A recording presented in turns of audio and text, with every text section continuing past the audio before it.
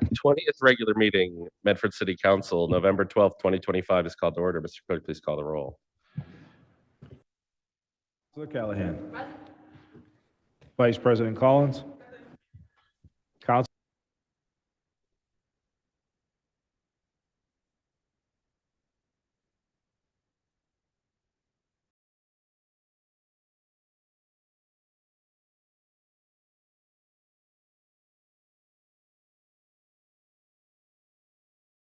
You should have muted. You should move that. An auspicious start. Yeah, you need to mute. If that's right.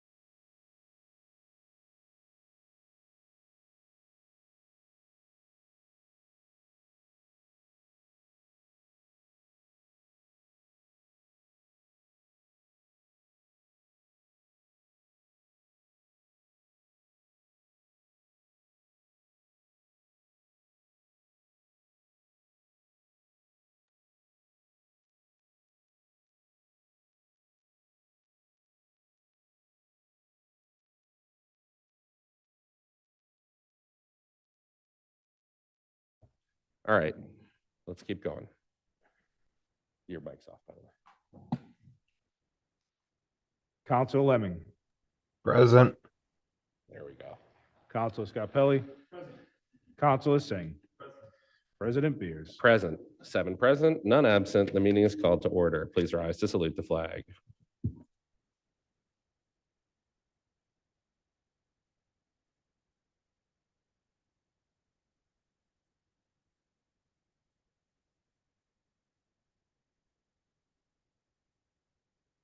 Announcements, accolades, remembrances, reports, and records. 25174, offered by President Bears. Resolution to congratulate Medford Elections Commission team and all candidates in 2025 municipal election. Be it resolved by the Medford City Council that we congratulate the Medford Elections Commission and their team in the elections office and all of our poll wardens and polling workers and polling location staff members on their exceptional administration of the 2025 municipal election. Be it further resolved that we congratulate all of the candidates who ran for office in the 2025 municipal election. I just want to thank our elections team. I think they did a really smooth job this year. We saw very few complaints, and this was after our last municipal election where we had a lot of meetings and reports and process improvements, and I think we talked about it in this body several times. So I think that went much better than our last election. I think that is a testament to really hard work by our elections commission and our elections staff. They are in their own meeting right now in room 214. You can pop by and say hello. I went by and thanked them, and they said they'd love to be here, but they're certifying the election. So just wanted to thank them. Is there anyone else who wants to comment on this? Councilor Singh. As the chair of the governance committee, I remember the meetings that we held in committee to follow up after the last election and after a few elections where residents report problems happening. And I have to say, our elections commission and our leadership in that department has been, in the last few years, extremely quick to respond to a lot of the challenges that they have been facing. They've been very proactive about solving those challenges, and I think that's why we've seen with this election, things have gone much more smoothly. So I'm very, very proud of the work that we've done as a city, to the improvements that we've made to make voting easier and more fluid here in Medford. Great. Any further discussion? Is there a motion? On the motion approved by Councilor Singh, seconded by Councilor Callahan. Mr. Clerk, please call the roll. Councilor Callahan. Yes. Vice President Collins. Yes. Councilor Lazaro. Yes. Councilor Lemming. Yes. Counselor Scarpelli. Counselor Singh.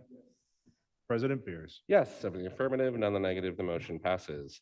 Records, the records of the meeting of October 28th, 2025 are passed to Counselor Scarpelli. Counselor Scarpelli, how did you find those records? Council President, found them in order, move approval. On the motion to approve by Counselor Scarpelli, seconded by Counselor Singh. Mr. Clerk, please call the roll. Counselor Callahan. Vice President Collins. Counselor Lazaro. Counselor Lemming. Yes. Counselor Scarpelli. Yes. Counselor Singh. Yes. President Beers. Yes, 7 in the affirmative, none in the negative, the motion passes. Per advice of counsel, I'm going to acknowledge the review and continued non-disclosure of City Council executive session minutes dated August 19th, 2025, under the open meeting law. No vote is needed to be taken, but we're going to put this on every so often while those executive session minutes are not being disclosed. Vice President Collins. I would motion to suspend the rules to take 25-172 and 25-173 out of order. On the motion of Vice President Collins to take communications from the mayor 25172 and 25173 out of order, seconded by Counselor Scarpelli. Mr. Clerk, please call the roll.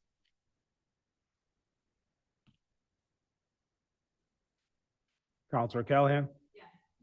Vice President Collins. Counselor Lazaro. Counselor Lemming. Yes. Counselor Scarpelli. Counselor Singh. President Beers. Yes, 7 in the affirmative, none in the negative, the motion passes. 25172, submitted by Mayor Brianna Longo-Kern, Medford Housing Authority appointment, Lawrence Nargi. Dear President Bears and members of the City Council, I respectfully request and recommend that your honorable body, in accordance with Mass General Law, Chapter 121B, Section 5, confirm the appointment of the following individual effective immediately for a term through June 30th, 2029 as a member, as cited in the reference statute. This is Medford Housing Authority appointment. Larry Nargi, 40 Andrews Street, Medford, MA, 02155. A copy of the appointment letter is attached. Thank you for your kind attention to this matter. Sincerely, Brianna Longo-Kern, Mayor. Do we have a representative of the administration or the person being appointed present either in person or on Zoom? You can raise your hand on Zoom, or I'm not seeing anyone in the chamber.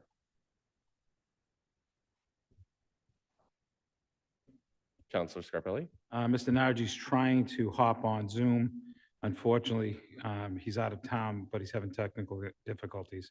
So we want to just table it for now and see if you can work it out. A motion to table by Counselor Scarpelli, seconded by Counselor Singh. Minister Clerk, please call the roll. Counselor Callahan. Vice President Collins. Counselor Lazaro. Counselor Lemming. Yes. Counselor Scarpelli. Yes. Counselor Singh. President Beers. Yes, 7 in the affirmative, none in the negative. The paper is tabled. 25173, submitted by Mayor Brianna Longo-Kern, Medford Housing Authority appointment, Lassa Julie Childs. Dear President Bears and members of the City Council, I respectfully request and recommend that your honorable body appoint Lassa Julie Childs, 39 Greenleaf Avenue, Medford, Massachusetts, to the Medford Housing Authority for a term to expire September 30th, 2029. Thank you for your kind attention to this matter. Sincerely, Brianna Longo-Kern, Mayor. Do we have the appointee? We do. Wonderful. Do you know if anyone's coming from the administration or? Okay. All right. Well, if you could come to the podium and just tell us a little bit about why you are planning to, or why you're being appointed and anything else you'd like to share. Good evening. I have deep roots in Medford. My children went to school here. I've also lived in Medford housing before for over 20 years. Serving the community always been a great deal for me. I'm bilingual. I speak multiple languages. I was always able to serve my community and I enjoy it. I also became a notary public because I wanted to really help those who either can't leave their home. I usually go to them. So helping the community, being in Medford and serve on a board in Medford Housing, it is a service that I greatly take pride in doing it. Thank you so much. If counselors have any comments or questions, Counselor Scarpelli. I personally know Ms. Childs and known her family for a long time, and always been a strong member of our community. And I'm so excited when I saw her in the hallway and saw that she's taking a step to join one of our commissions and helping and continue to help as you've done so many years. And I look forward to moving this forward. So I would move approval, Mr. President. Great. On the motion to approve by Counselor Scarpelli, seconded by, I'm going to go to you, just seconded by Counselor Lazaro. Counselor Lazaro. I really appreciate you volunteering to do this work. It's very important, and especially your ability to speak multiple languages is really helpful, critical for this sort of role. So thank you for offering to do that. And really appreciate when people can step forward for positions like this. So thank you very much. Thank you.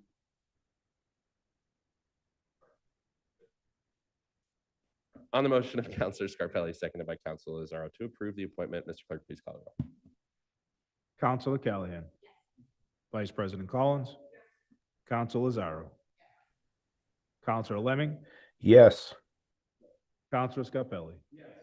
Counselor Singh. President Beers. Yes. 7 in the affirmative, none in the negative. The motion passes. Thank you. Thank you. Thank you all. Counselor Scarpelli. If I can, I know Mr. Nargi just responded. He's still having trouble, but Can we just motion to take it off the yeah, table? if we can Yeah. motion to take it off the table. On the motion of Counselor Scarpelli to take 25172 off the table, seconded by Counselor Callahan. Mr. Clerk, please call the roll. Counselor Callahan.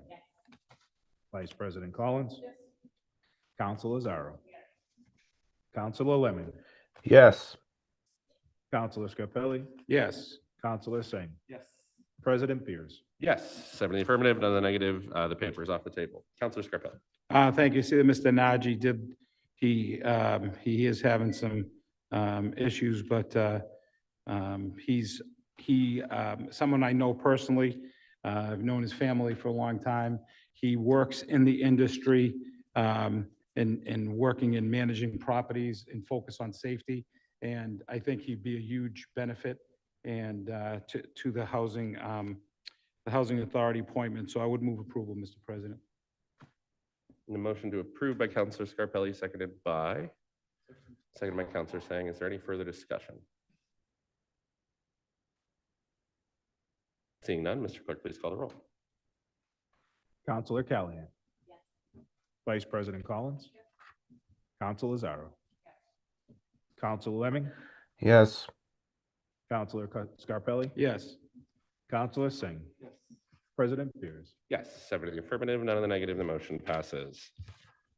Hearings 25160, submitted by Office of Planning Development and Sustainability. Proposed amendments to the Medford zoning ordinance, Salem Street Corridor District map change. Hearing notice 25160, legal notice of public hearing, City of Medford. This Medford City Council will hold a public hearing in the Howard F. Alden Chambers at Medford City Hall, 85 George P. Hassett Drive, Medford, Massachusetts, and via Zoom on Tuesday, November 12th, 2025 at 7 p.m. A link to this hearing will be posted no later than Friday, November 7th, 2025. The purpose of this hearing is to hear the Medford Community Development Board on the following item. Proposed amendment to the City of Medford zoning map, specifically to amend the Salem Street Corridor District to rezone the parcels currently zoned to MX2 within the Salem Street and Park Street node to MX1 as shown on the map entitled Salem Street Corridor Zoning dated March 3rd, 2025. Project materials can be viewed in the Office of Planning Development and Sustainability, room 308, or on the city's website and click city's website for the Community Development Board and clicking current CD board filings. Call 781-393-2501 for any aids and accommodations. TDD 781-393-2516. The City of Medford is an EEO AA 504 employer. For additional information, contact the Office of the City Clerk at 781-393-2425 by order of the Medford City Council, signed Richard Alicio, Assistant City Clerk. All right, so we do have a letter from the Community Development Board from September 15th. We referred this proposed amendment to the Community Development Board, and they met on it in a public hearing, and they have sent it back to us. I'm not sure, or at least I'm not seeing a letter since then, but we do have Danielle Evans from the planning office. And Danielle, if you could present on this amendment, let us know what it is about. And then we will go to questions and comments from counselors, and then I'll open the public hearing.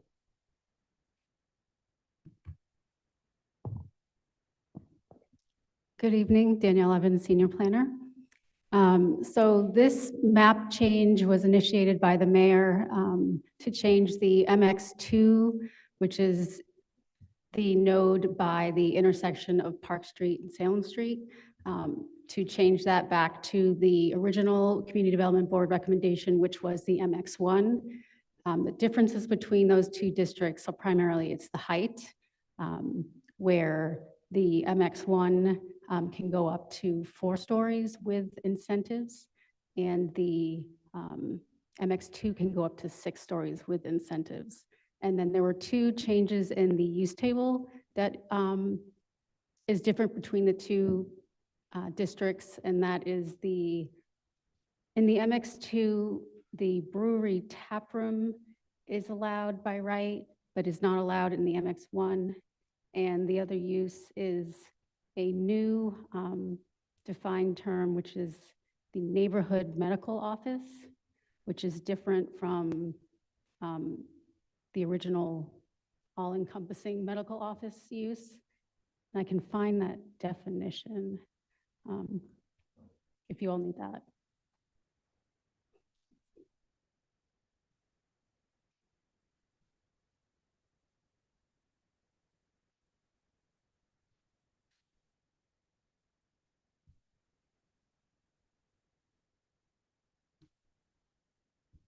So the neighborhood medical office use, which is allowed in the MX2 and not the MX1, is defined as office of a physician, dentist, or other medical practitioner not located in a clinic or hospital as defined in section 94-12 definitions. The office area shall not exceed 1,500 square feet of gross floor area, shall have no more than 5 employees, and shall operate only between the hours of 8 a.m. and 7 p.m.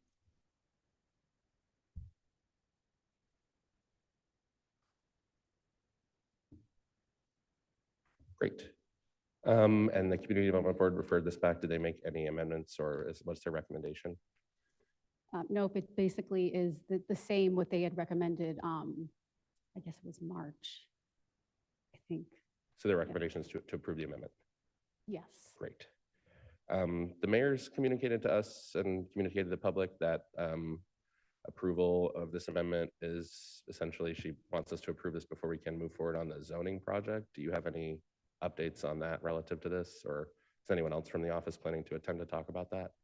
I'm not a signatory on that contract, but my understanding is that once this change, if this change passes, then we could execute an extension with the consultants in this land strategies group. They changed their name, and then get back to the important work of first embarking on rezoning Medford Square, and then focusing on some of the commercial corridors. I'm not sure which particular order. I think that's still being negotiated between, I think, yourself and the mayor. I haven't really been too involved Okay. with that stuff. Yeah, I was just wondering. I know the council received an email today kind of with some generalities. I didn't know if you had like a document or anything about that. I only I received the email. Okay. I was copied on it. Yeah. Okay, great. Thank you. Are there any questions or comments from the council for Senior Planner Evans? Or general comments on this amendment as proposed? Councilor Singh. I do have a question about this note in particular. I think one of the reasons why in earlier this year we voted not to accept this specific recommendation was that we had been told that it would be harder for someone to come in and build on the property there if it had a lower height restriction, lower story restriction, because I think for a number of counselors, our priority is to make sure that that's not a dirt pit going forward. Could you explain to us how, if we can expect to see building at this node, even if we make it tougher to build with the kind of lower story requirements? Thank you. So through the president, sorry about that, but try not to yell too much. So the pit actually had a use variance and a site plan approval for a 3-story building, but they have not moved forward with that. So the 4 stories is more dense than what was approved there. I don't know if it was financing or what has stalled that project. I have kids that go to the Roberts School, and I'd like to see that pit filled up too with something useful. But the 4 stories, I don't think would be detrimental. We already have a applicant further up on Salem Street in the MX1 that is proposing a 4-story building. So with the incentive, which they're eligible for because they're building a completely enclosed garage. So Thanks. Yeah. I mean, I think for me, I'm just speaking for myself as a counselor.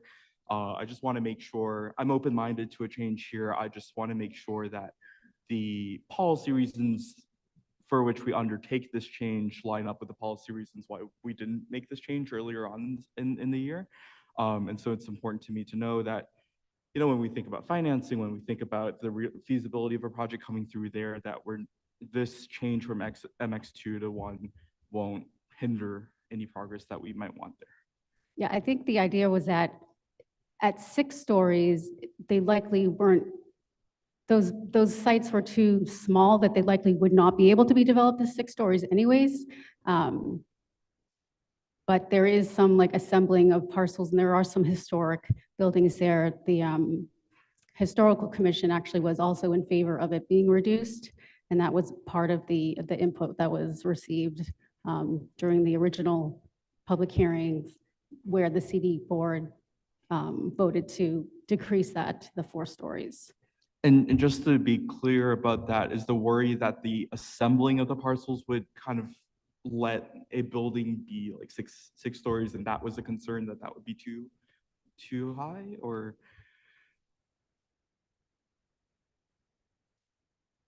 Well, the idea was, the fear was, what is the 6 stories? This can't be built anyways on these parcels because you couldn't fit everything there. Right. But I'm not privy to who is buying the different parcels, but I've just heard kind of like through the grapevine that that's something that's happening. And one of the parts of the ordinance talks about parcels that front on Salem Street being able to be taller, and if they're going further back, then it could be possible there could be detrimental impacts for some of the residential parcels behind, because the lots would be much deeper than originally anticipated. I think those are all the questions I have about this node in particular. But I do want it said on the record that I don't think it's, and this isn't about you, Danielle. I really appreciate all the hard work that you've been doing. But I do want to put it on a record going forward as a city that I don't think it's the healthiest to dangle the fate of an important city project that has been an objective of the city across multiple administrations and city councils over years, and to make that contingent on fulfilling the mayor's priorities with one particular intersection. I think that we as a community can have more shared discourse about where we want to see these projects go forward, what we think has not been great, what can get better, and we can have those conversations maturely without risking this, jeopardizing the city's future going forward. But that being said, I hear from the community, I hear from both sides who, there are people who feel strongly about MX1 and MX2. I hear from the CDB and their recommendations as well. And you explained, I think, a number of reasons for us to think about as a council too. So, thanks. Thank you. Do we have any further questions for Planner Evans? You guys, all right, thank you. Excuse, Council Oh, President sorry. Pierce. Council Lemming's online. My bad. Matt, go ahead. Yep. So I spoke with the mayor over the phone about this, and I do appreciate that she took the time I think to speak to many members of this council individually prior to this meeting. And her from what she said to me, her motivations for sending this back had less to do with the density themselves, the density itself, strictly speaking, and more due to the differences in the rules around neighborhood medical clinics between MX1 and MX2. So I did go through the three meetings that are on record: the January 22nd CDB, the March 5th CDB, and the March 11th City Council meeting, and sort of uh counted up who was supportive of this and who was not, and who mentioned um their preferences about MX1 and MX2. Uh I mean, basically, in terms of public feedback that we have from those meetings, the v- you know, the January 22nd meeting, you did see like more people opposed than were in favor. The March 5th meeting, you saw far more in favor of the rezoning than opposed. And at the city council meeting, there were far more in favor than opposed. And like all in all, unique individuals. It was about, I think, about 27 that were opposed, 37 that were in favor, and four that had kind of mixed or just different sorts of uh, concerns. And so I'm stating that because when people are talking about these meetings, there tends to be a good amount of revisionism that uh, that happens when we're talking about what was actually said at these meetings.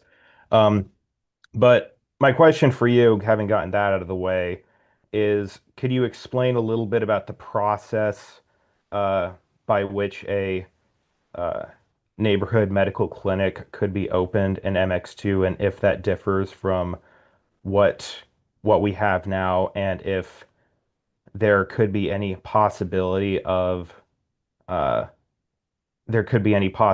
addressing concerns there besides reverting from MX2 to MX1, because I'm like I don't like this public quid pro quo process. I've been public about this in the past.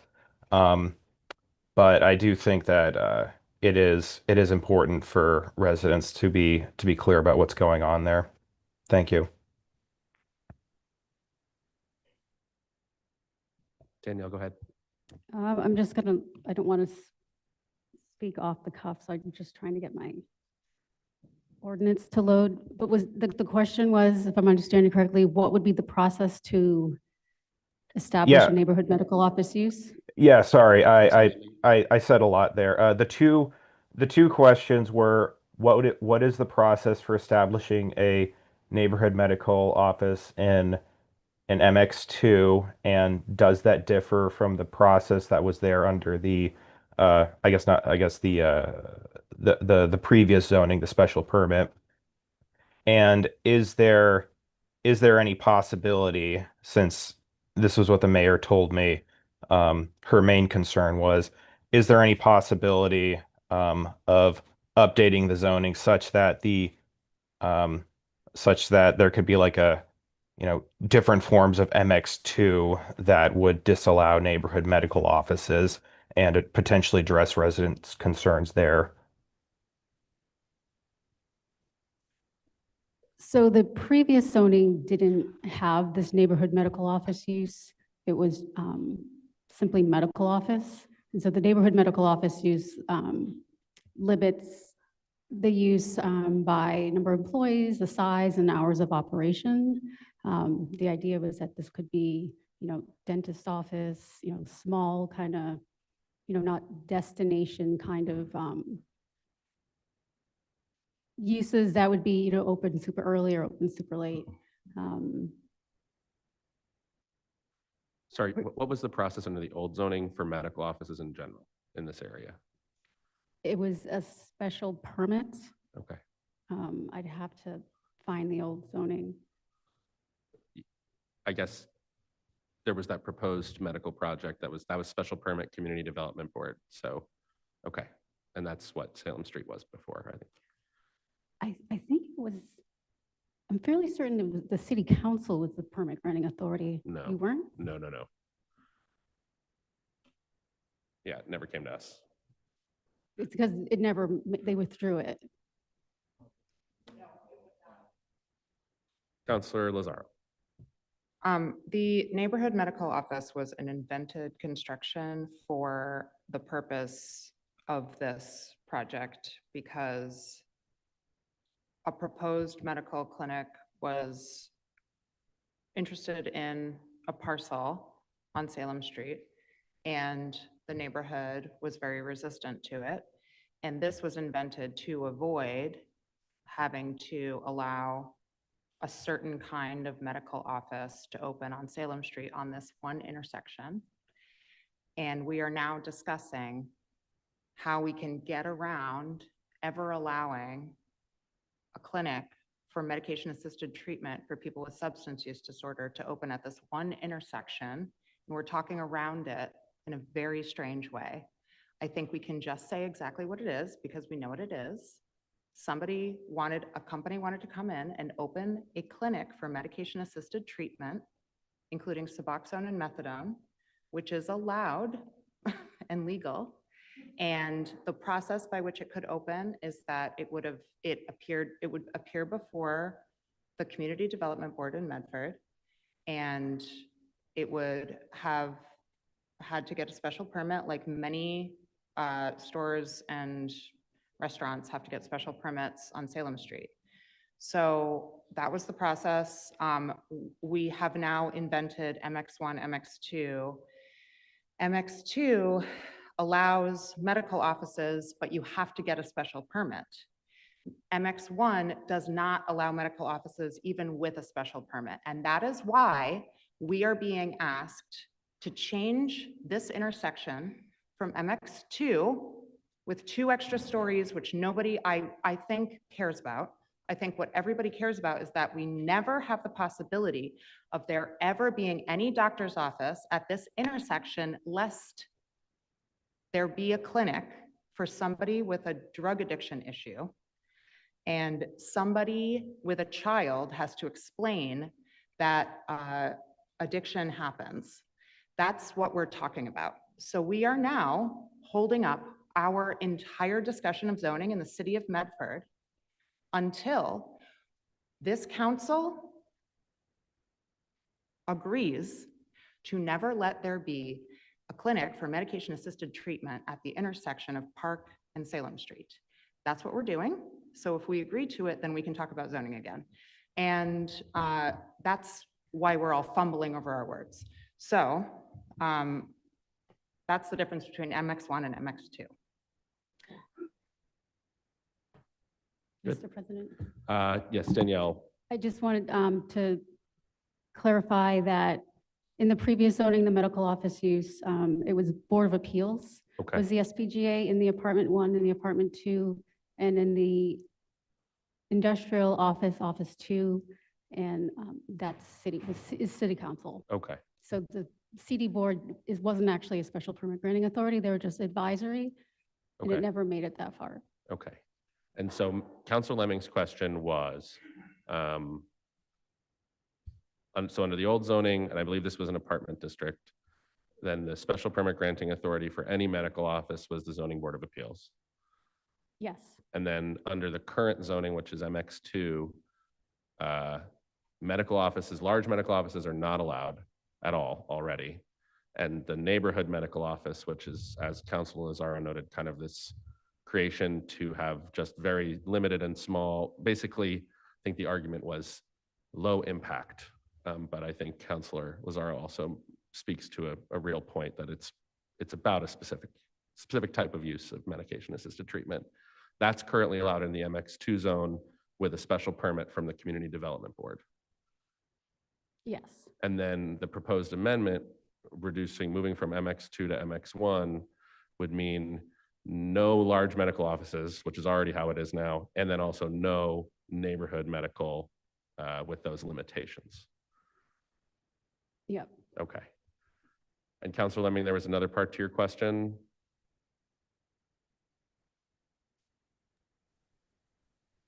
No, I think that pretty much answered it. Actually, that's satisfactory. All right, great. Do you have any other questions for Planner Evans? Seeing no questions from the council for Planner Evans, thank you. Thank you so much. And we will then hear from councilors on their thoughts on this amendment, and then I will open the public hearing to people who want to speak on this amendment. Any councilors who'd like to speak? Councilor Callahan.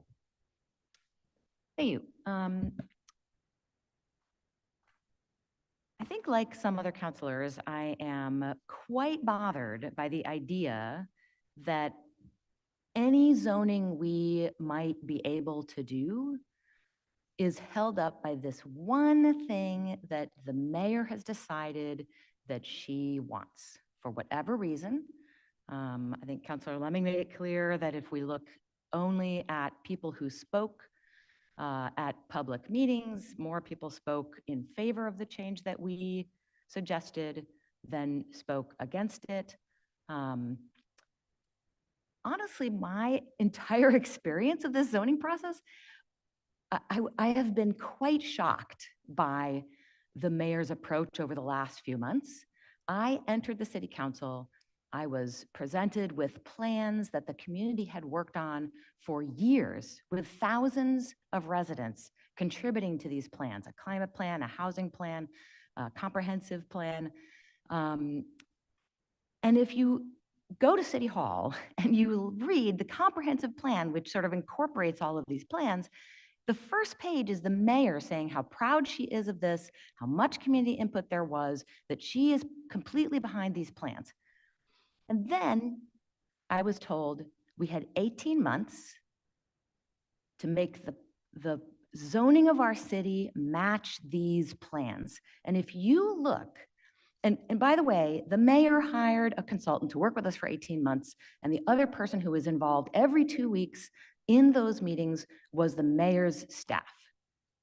So we have the mayor's staff, the mayor's plans, the mayor's consultant, and a city council tasked with doing this in 18 months. And then suddenly, 17 months in, the mayor is deeply unhappy and raises this as an issue for the 4 months of the election. I do not know, honestly, I am baffled by that behavior. I do not know what that was about. But I will say that I am proud of the plans that this community spent many years making, sending 15,000 postcards to get people involved and engaged, getting thousands and thousands of comments, surveys, holding neighborhood meetings, having online maps with thousands of comments on the maps. And when I read the documents, I think they paint a beautiful vision of this city. And the number one thing in between us and having housing that matches what our seniors need, having walkable neighborhoods, having vibrant squares, the number one thing in between where we are now and that vision is our 37-year-old zoning. So the idea that if we don't vote in favor of one tiny change on one corner because the mayor wants us to, that she will tank the entire zoning project, that does not sit well with me. And I'm going to say what I want is for the mayor to publicly commit. I understand that it takes time. You got to send out an RFP. You know, if we're going to have zoning continue for the amount of time that will properly engage the residents of this city, which I have wanted since the beginning, we have not had anywhere near enough neighborhood meetings, enough postcards going out, enough texts going out to residents of the city to ensure that their voices are heard and that we match the zoning to the micro needs of our neighborhoods, each neighborhood. So I get it. It takes time to set up the RFP and make that happen. But before I want to move forward on anything zoning wise, I want to see a public statement from the mayor that we will have funding for the consultants to help us for the amount of time it will take for us to zone our city so that it matches the visions that were created by this community. We also need funding to do proper outreach, and that funding should be run, to be able to be, the outreach should be run by the city council. Zoning is the purview of the city council and not the mayor. The mayor gets to have input because it is her staff. She's the one hiring the consultants, and those people are in those meetings, literally every single meeting, they are there advising us, and we are doing the things that they are advising us to do. Like, it's not like we're running off the course. You know, you can watch those zoning meetings and you'll see, pardon me, that the consultants are like, this is our recommendation for making your zoning, your 40-year-old zoning match comprehensive plan, part 2, section E, letter 2D. We need to know that there's an RFP, public statement from the mayor. There's an RFP, it will be funded for the consultants to come back. There will be funding for the city council to run comms, to have communications about the zoning. And we have to make sure that that includes neighborhood meetings, in-person and Zoom neighborhood meetings. And frankly, I cannot understand why we have to rush through this before we have proper communications and outreach to the community about even this part. We clearly have not had proper communications with the community. And yet somehow we are supposed to rush this part through. So I am deeply, deeply frustrated. I am mostly frustrated because the visions of this community are about to be tanked. Thank you. Thank you. Counselor Scarpelli. Thank you, Mr. President. I appreciate all my colleagues' input. I think the resounding cry we hear is the lack of public participation. And I think President Bears said it himself that something that I talked about from day one from these meetings is that the former city council really stressed for the RFP to be written to the consultant that we were bringing in to really have community meetings that go into the neighborhoods that really impact the neighborhoods that are being zoned, so the people in those neighborhoods can shape their neighborhoods with the city's efforts. As I listen to my colleagues, I know Councilor Lemon gave numbers of people that were in favor, people that weren't, people that were in favor. Something that I did from those meetings is went back and looked at who was at that podium that was in favor. And unfortunately, they were Medford residents, and everybody has a voice, but they weren't from that corridor. They weren't the residents, most of the residents from that area, not to say all. But when we did have that opportunity to be heard in that area, in that zoned area, the Roberts, there were 200 people. And it was residents, I would say 99% lived in that neighborhood. So that was a true indication of what we just talked about, is really bringing more outreach into those neighborhoods so we can get a vision of what people want in their own neighborhoods as we grow our community. Because I don't disagree. We do need zoning changes. I think it's a loud cry that's needed. And I think that this council needs to go forward with zoning changes that support what we're looking for as a progressive community. And you could see that we haven't. And we have issues in what's happening in Medford Square. We have issues what went out before the elections, what kind of get everybody motivated and really get involved in this process of the election. But the truth of the matter is, the only one time we did have to go into a neighborhood that was being affected directly, we did that. And we had a great opportunity to listen to those neighbors. And then we brought that to the Community Development Board, right? We brought that to the board, and the board listened, and then they came back with the request of those neighbors. And I think we did that.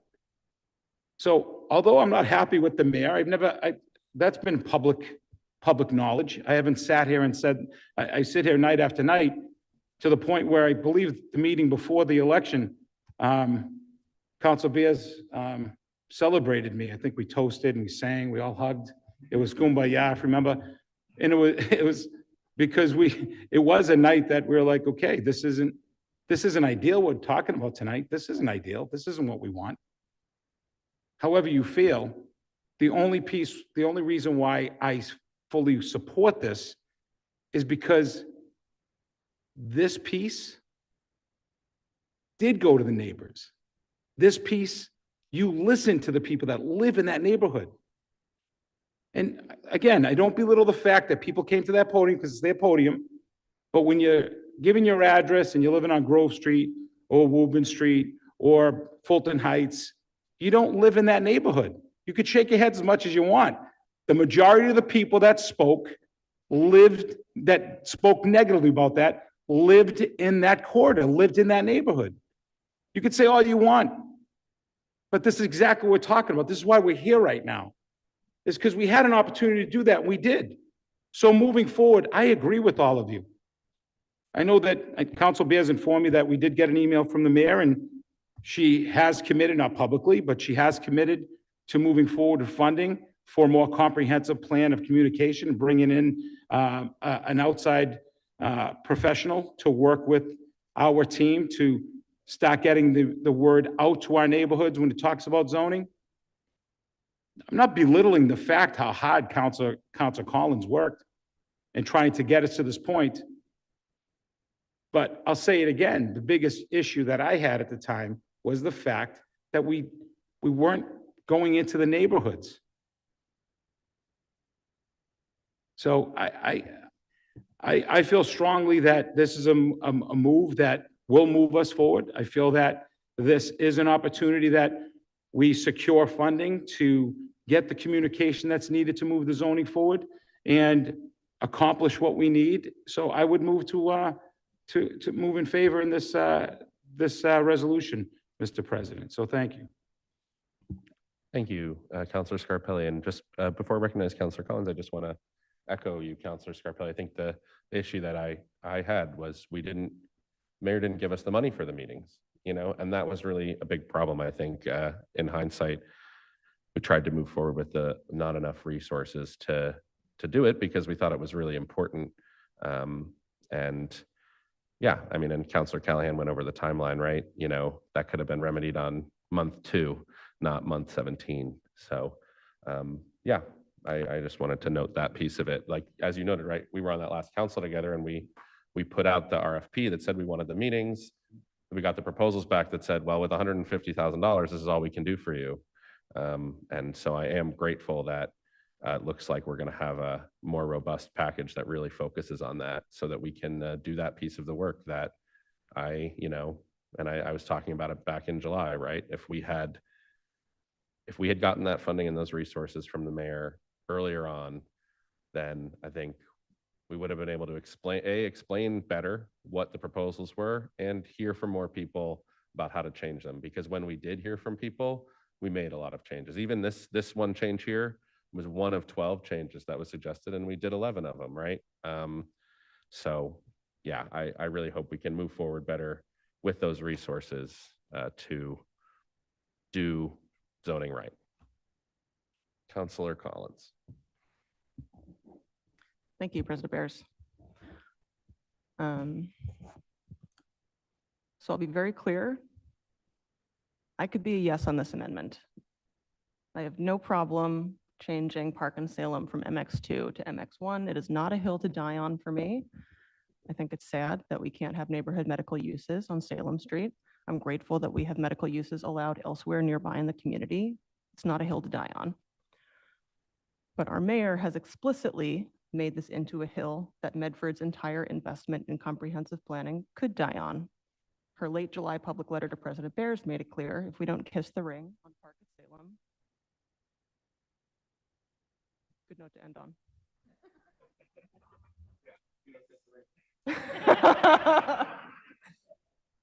Was it on purpose? The truth comes out. We've been enemies this whole time. I'll start that whole sentence again. Her late July public letter to President Bears made it clear, if we don't kiss the ring on Park at Salem, she will not sign a contract extension with Innis Associates, meaning that our comprehensive plan will go back on the shelf to do nothing, that the hundreds of hours that residents spent helping to create a shared vision for a better, greener, more affordable Medford will do nothing, and that the input that so many people have shared about how to improve the zoning process will be for nothing. What I find very sad and wasteful is that this actually doesn't have to feel bad. It doesn't have to be combative. I personally, as one counselor, would be fine to take this vote and approve the amendment and move on. But what I am not happy to do and what I won't do is give away our only leverage for ensuring that the zoning project goes forward at all, and that with the next contract, we get it right. Doing it right means a lot of things that my colleagues have spoken to already. More community and in-neighborhood meetings, more opportunities for public comment and input, more time to digest information between meetings and in between decisions, more and better information available online, more and better promotion of the meetings that we do have, the things that pretty much all of us have been asking about for years, that residents have been asking for, that counselors have been asking for since the first RFP in 2023. It looks like we have closed some distance in the past 48 hours between the mayor's initial draft of a contract extension and what the council, broadly speaking, is asking for. But this kind of last minute, handshakey, low commitment, non-public negotiation process is not how the process of planning our future should work. I wish that it were possible for me to participate in this negotiation with trust, but frankly, I have no trust left to lose. I actually did have a little bit of trust left to lose for a while there, and then our mayor decided to use this as an opportunity to hold hostage the resources for public engagement that the community has been asking for a year and a half, apparently just to score a political point on us. Now she is asking us to trust her, that she cares about this process and wants to collaborate and participate, and that she wants to see it done right. What has she done to earn our trust about that? Was it when we had to fight her for 3 years just to get funding to start the zoning review in the first place? Was it when she ignored nearly all of our zoning stakeholder meetings for 18 months and my offers to meet with her one-on-one every week to keep her involved and then tried to claim that she was excluded from the process? Was it this part where she's insisting that we, after Salem Street, revisit and change the Mystic Avenue rezoning, which the CDB approved 11 months ago, because she didn't bother to learn about that process while we were going through it in public meetings? Or was it the part where for the last year and a half, she ignored the city council's repeated requests to help us with promoting and advertising our zoning meetings while still finding time to send letters and text blasts about zoning that were inflammatory and misleading? Stop treating us like we're stupid. We have been trying to collaborate on this for 2 years. We've been doing it on the mayor's shoestring for 2 years. We tried doing a comprehensive zoning overhaul for $100,000 with no communication resources and no community engagement resources on a very tight schedule because that was what she agreed to fund. We all tried to make the best of that process in the ways that we could, and I'm including residents in that. Many, many residents took it upon themselves to participate, even though it was much, much harder than it should have been. And I am sorry for not recognizing that sooner.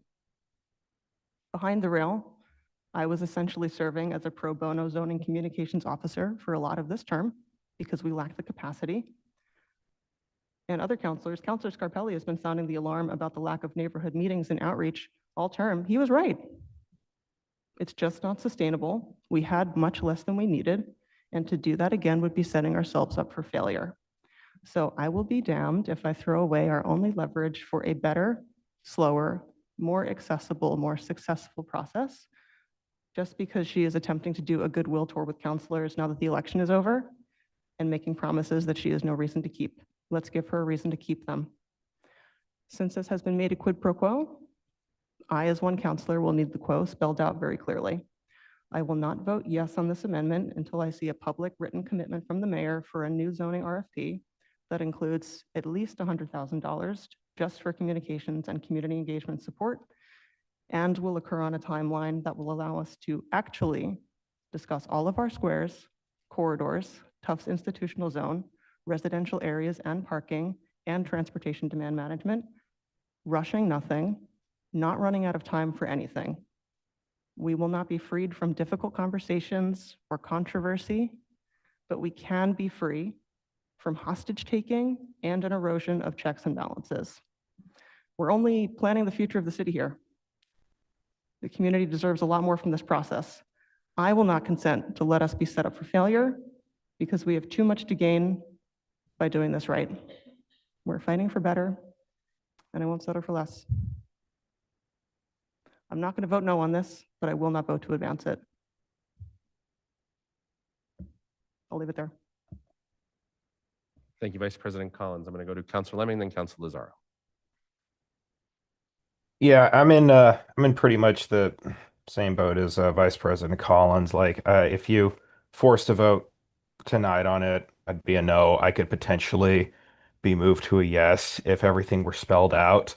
I mean, from my perspective, most of the zoning conversations with the mayor have been Council President Bears and Council Vice President Collins kind of trying to work with her behind closed doors. And they can't really tell us, like, tell the rest of council what's going on because of open meeting law.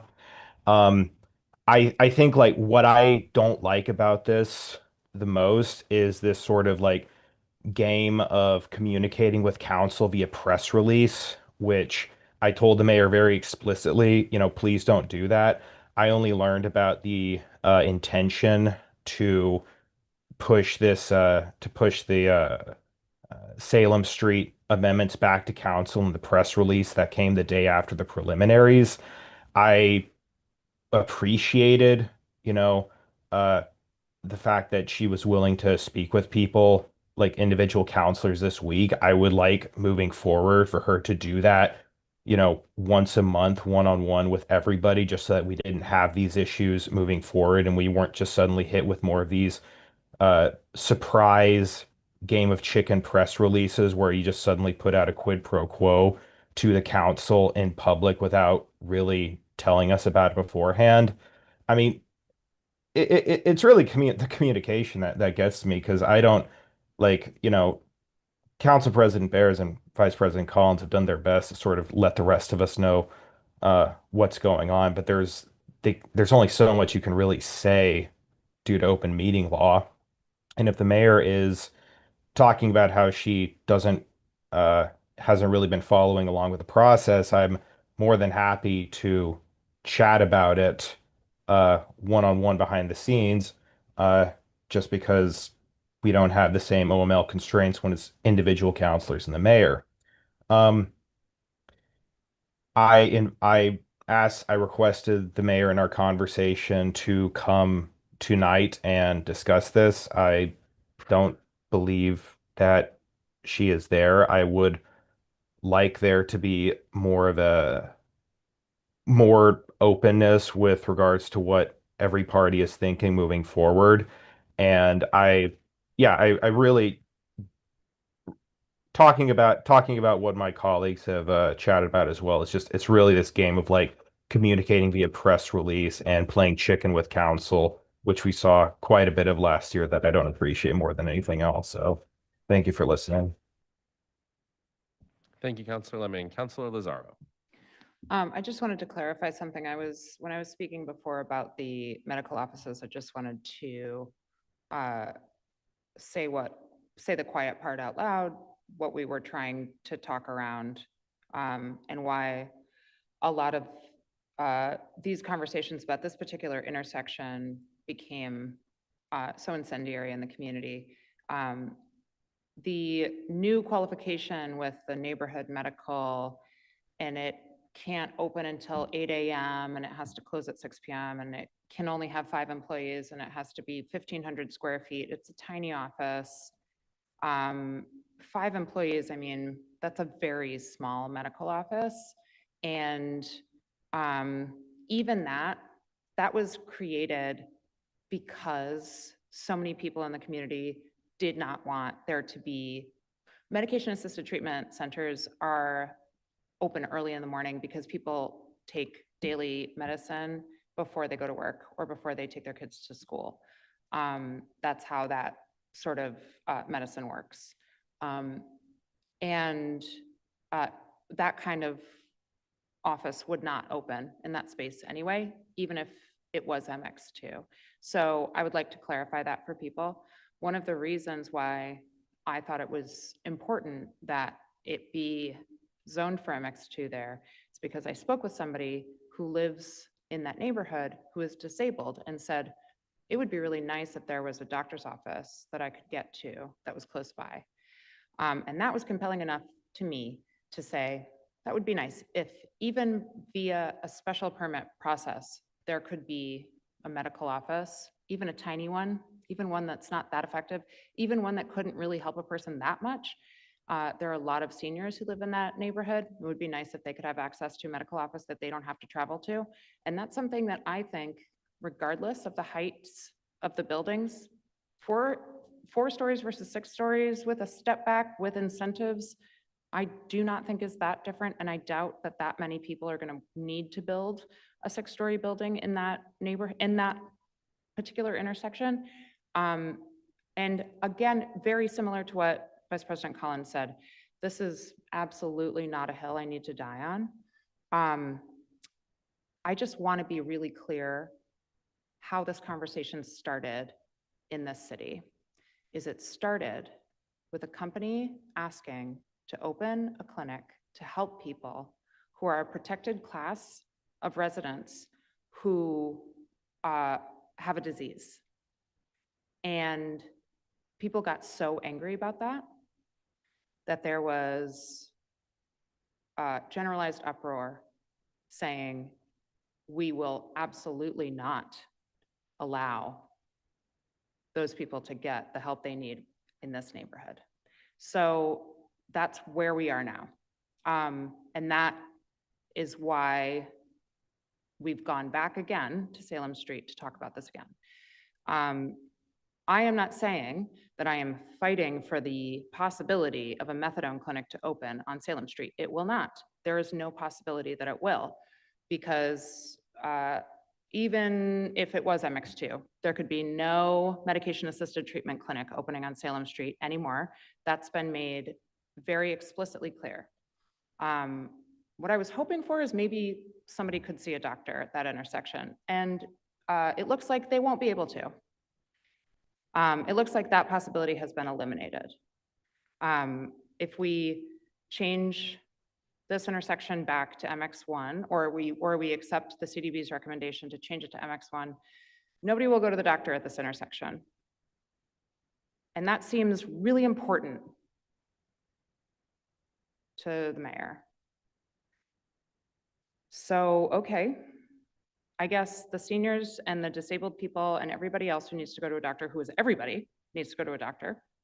I guess they will have to travel away from Park and Salem to do that. And fine, if that is what it takes for us to do the rest of our zoning project, because everybody that I talked to in the past year or so about this zoning project, when I talked about commercial zoning and building up our squares and corridors and bringing in revenue for our city with increased commercial, everybody said, absolutely, oh my gosh, that's such a great idea. That's exactly what we need to do so we can have better services in the city, so we can take care of our vulnerable residents, so we can have a vibrant, bustling community that takes care of the people that live here. And that's what we want to do, because the next thing on the list is Medford Square. And you know what needs to happen in Medford Square in order to allow for the building project that the city put out the RFP for, the housing that's going to go up, and the maybe replacing the condemned building where Ebisuya was, and CVS and the daycare. Maybe all of those projects can move forward if we can update the zoning in Medford Square. We can't do that until we make sure that nobody can go to the doctor at the intersection of Park and Salem Street. I guess so. It's confusing that we have to do that, but I guess if that's the only path forward, that can be what we do. Just as long as we're really explicit about what we're doing. Thank you, Councilor Lozaro. Any further comments from members of the council at this time on this proposal?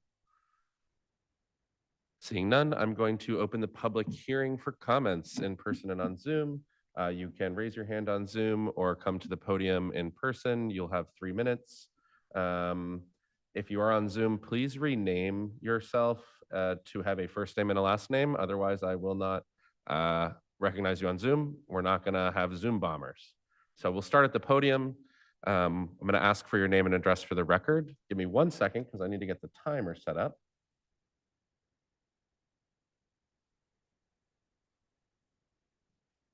I really hope it works. All right. So we have some hands on Zoom. I'm going to alternate between in-person and Zoom. We're going to start at the podium. Name and address for the record, please, and you'll have 3 minutes. Hi, good evening. Paulette Vardabedian, 27 Central Ave, Medford. I just want to clarify some things for myself as well. If this did go through on Salem Street as MX2, my understanding was there would be able to be a medical clinic there, and with special permit, a methadone clinic could go in there. That's how I understood it. Paulette, I'm gonna let you make your comment. I'll write down what your questions are, and Yep. if I have answers Okay, for them, I'll sure. answer. Okay, and the other thing is, I don't personally appreciate being skirting around the issue as medical clinic and not saying the word methadone, because everyone that is affected by this can see through certain counselors avoiding that issue. The other thing is, we don't appreciate being cast as not wanting to help people that are in a specific protected class, but that is also ignoring people that live in the Salem Street issue that are a protected class, which is the elderly, of which I am one. So I think it's ridiculous to bring up these things and to also try to make us look like the bad guys. And I'd like to know who certain people in this council spoke to about this medical office, because I'm sure it was nobody in the Salem Street area who was directly affected by this. And I also want to bring up, which is kind of out of the context, why not have this medical office in West Medford, where there is a commuter rail and a bus line? It's much more easily accessed than the Salem Street. Why is this being pushed down our throat? And I understand that this is supposedly off topic now as far as the methadone clinic, but honestly, I don't trust this council, and I don't trust certain members of the council that will not go through. But thank you very much. Thank you. And Paulette, just really quickly, and I think Danielle already said it, and Emily, but under the MX2, it was only this neighborhood medical definition, which actually came out of the community meeting Councilor Scarpelli was talking about. So it was open later in the morning, limited hours, less than 5 employees, and a very small square foot. That's what the current is. If this amendment was accepted, then no medical at all. Okay. Yeah, I understood that. Yeah. But I think that even leaving a little bit open to that happening, it's going to happen, and we don't want it. It's the wrong place. I don't care if it's 8 a.m. to 7 p.m. And I think that's going to be the way that area, my area, is going to continue to vote, and we're not going to go away under the carpet. But anyway, thank you. Thank you for your comment. Right, I'm going to go to Zoom. I'm going to go to Rebecca Davidson on Zoom. Rebecca, name and address for the record, please, and you'll have 3 minutes. Yes, thank you so much. So I just wanted to, can you hear should me? be able to start your, sorry, Rebecca, you should be able to start your video. And if I could just get your name and address for the record, please. Yep, can you hear me okay? Yes. Okay, Rebecca Davidson, and I'm at 26 Farragut Ave. So I just wanted to state that I'm a resident of Salem Street in this area and have been raising my family here for the last few years. I also grew up in Medford, and I'm directly affected by this zoning effort, as are many of my family members. And I want to see more growth in small business development in my area. And for the record, I'm a homeowner. And for that, I really think that even though that shouldn't matter, I've heard that that comes up a lot in these conversations. And as a homeowner and somebody who lives in this area, I think that we need updated zoning. I think that the process so far has been very thoughtful. I've attended multiple meetings and feel that there's been a lot of opportunities for input.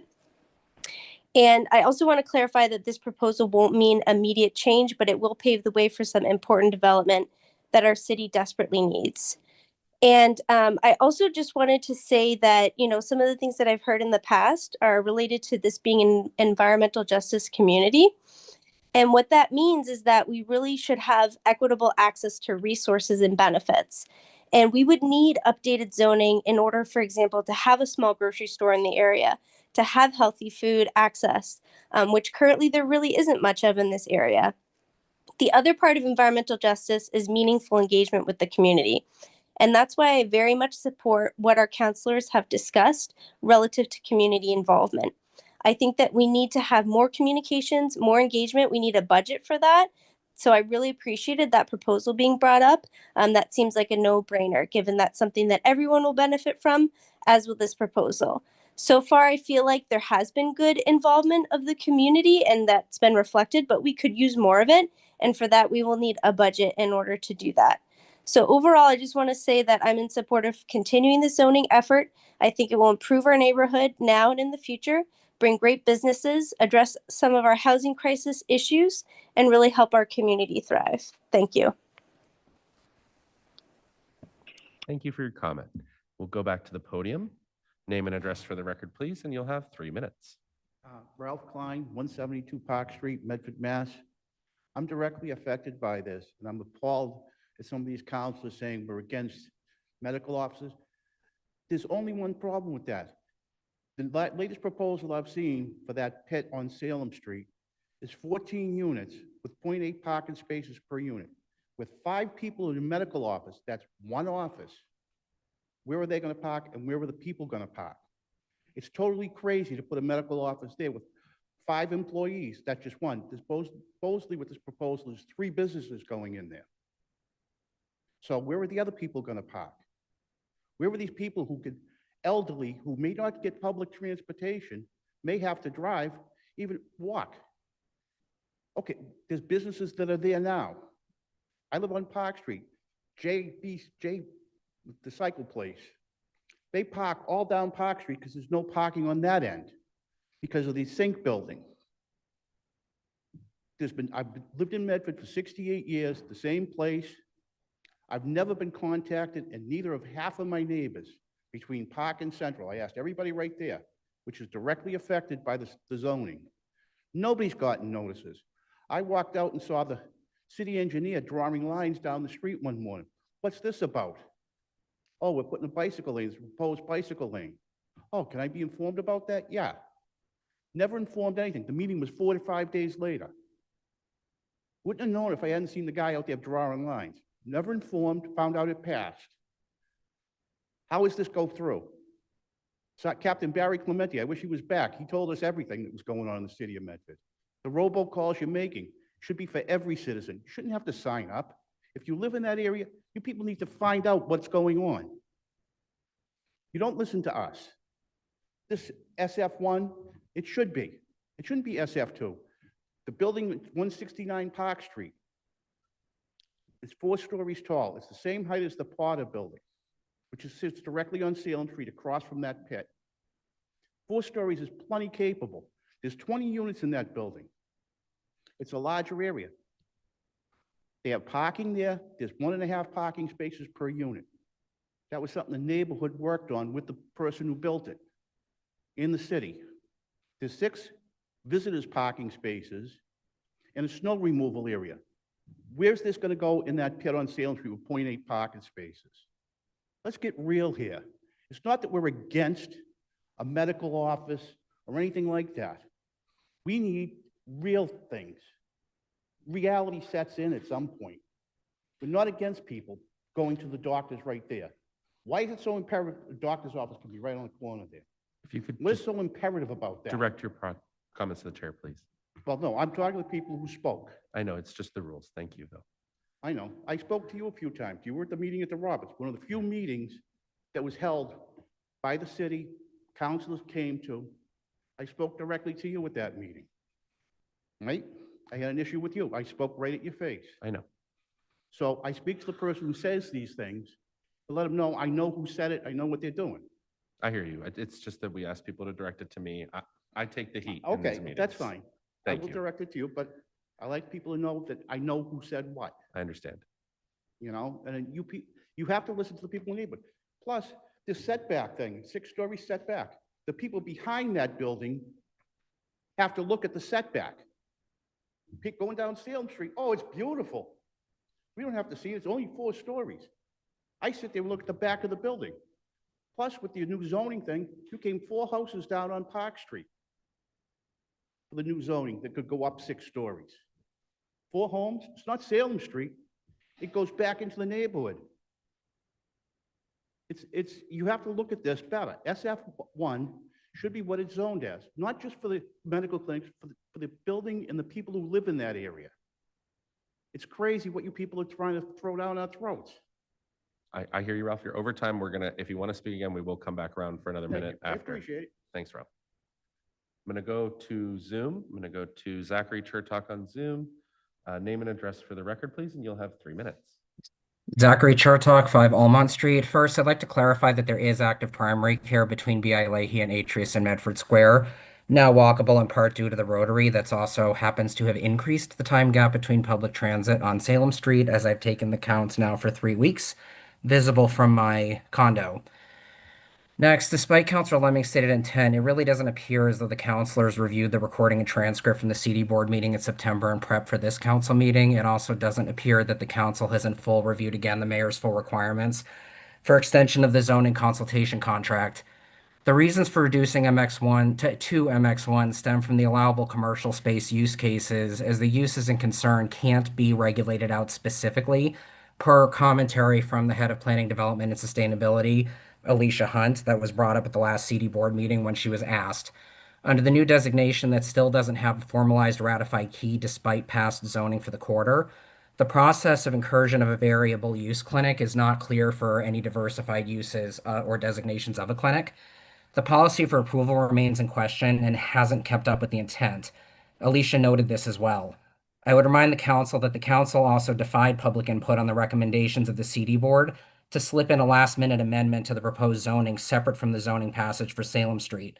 The current condition was put in place from the council's defiance of the CD board in public appeal. Further to, and to echo Councilor Scarpelli, in tabulating the people speaking up about these issues, especially relative to the lack of existing conditions understanding relative to the feasible density in tandem with the considerations for viable lot size for development, the majority of people through address tracing who spoke up with concerns versus those without were those from the neighborhood where this will have an impact, including myself. I'll reiterate that the comprehensive plan is not a master plan and actually calls for measured master planning toward this particular project in the neighborhood zoning and the corridors. Ultimately, the lack of engineering going into the proposal as passed allows for uses that are not viable on the designated lot size, which had the engineering been done properly up to standard prior to the design, this would have been discovered and the maximal allowance would have been set at MX1. In response to Councilor Callahan, Innis confirmed as much back at the Roberts when we had the community meeting, the one and only, and after a lot of pressure on the council. And if you refer to the Wellington section as an example, you can see the difference between what a properly studied and planned city section looks like relative to what we're dealing with here.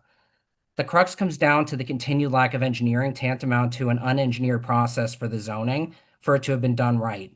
Despite repeated asks for the measures to be put forth to justify the proposals in tandem with legal and engineering compliance, the City Council, Planning and Permitting Committee, the CD Board, and the Department of Planning, Development, and Sustainability have failed to proffer them, and that's largely where the mayor's concerns lie. And to address the comms issue and to caution against revisionist history and selective history on the part of the council, I would have liked to have seen your current fervor prior to the election. It was nowhere to be seen until you were called out. Thank you. Thank you for your comment, and we'll go back to in person. Name and address for the record, please, and you'll have 3 minutes. Good evening, Nick Gerleo, 40 Robinson Road. I'm in favor of the amendment, but before I discuss why, let me first just say that the agenda for this meeting tonight, the whole agenda, was not posted to the city website until 11:15 this morning.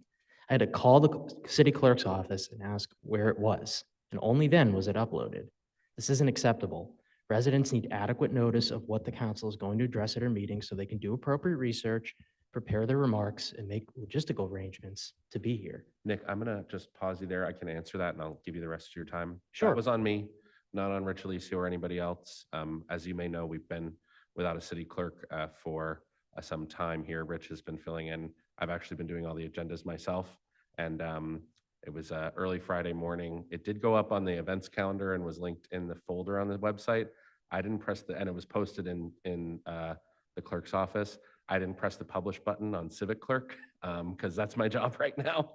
But that's on me. I'm sorry. When I heard from Rich, that's when I pressed the button. So my apologies for that. Thank you for the apology and explanation. Yeah, you got it. I'll continue now with my thoughts on why I'm in favor of the amendment. So I'm in favor of the amendment because the 6-story height maximum allowed by MX2 is excessive in this area, which is residential.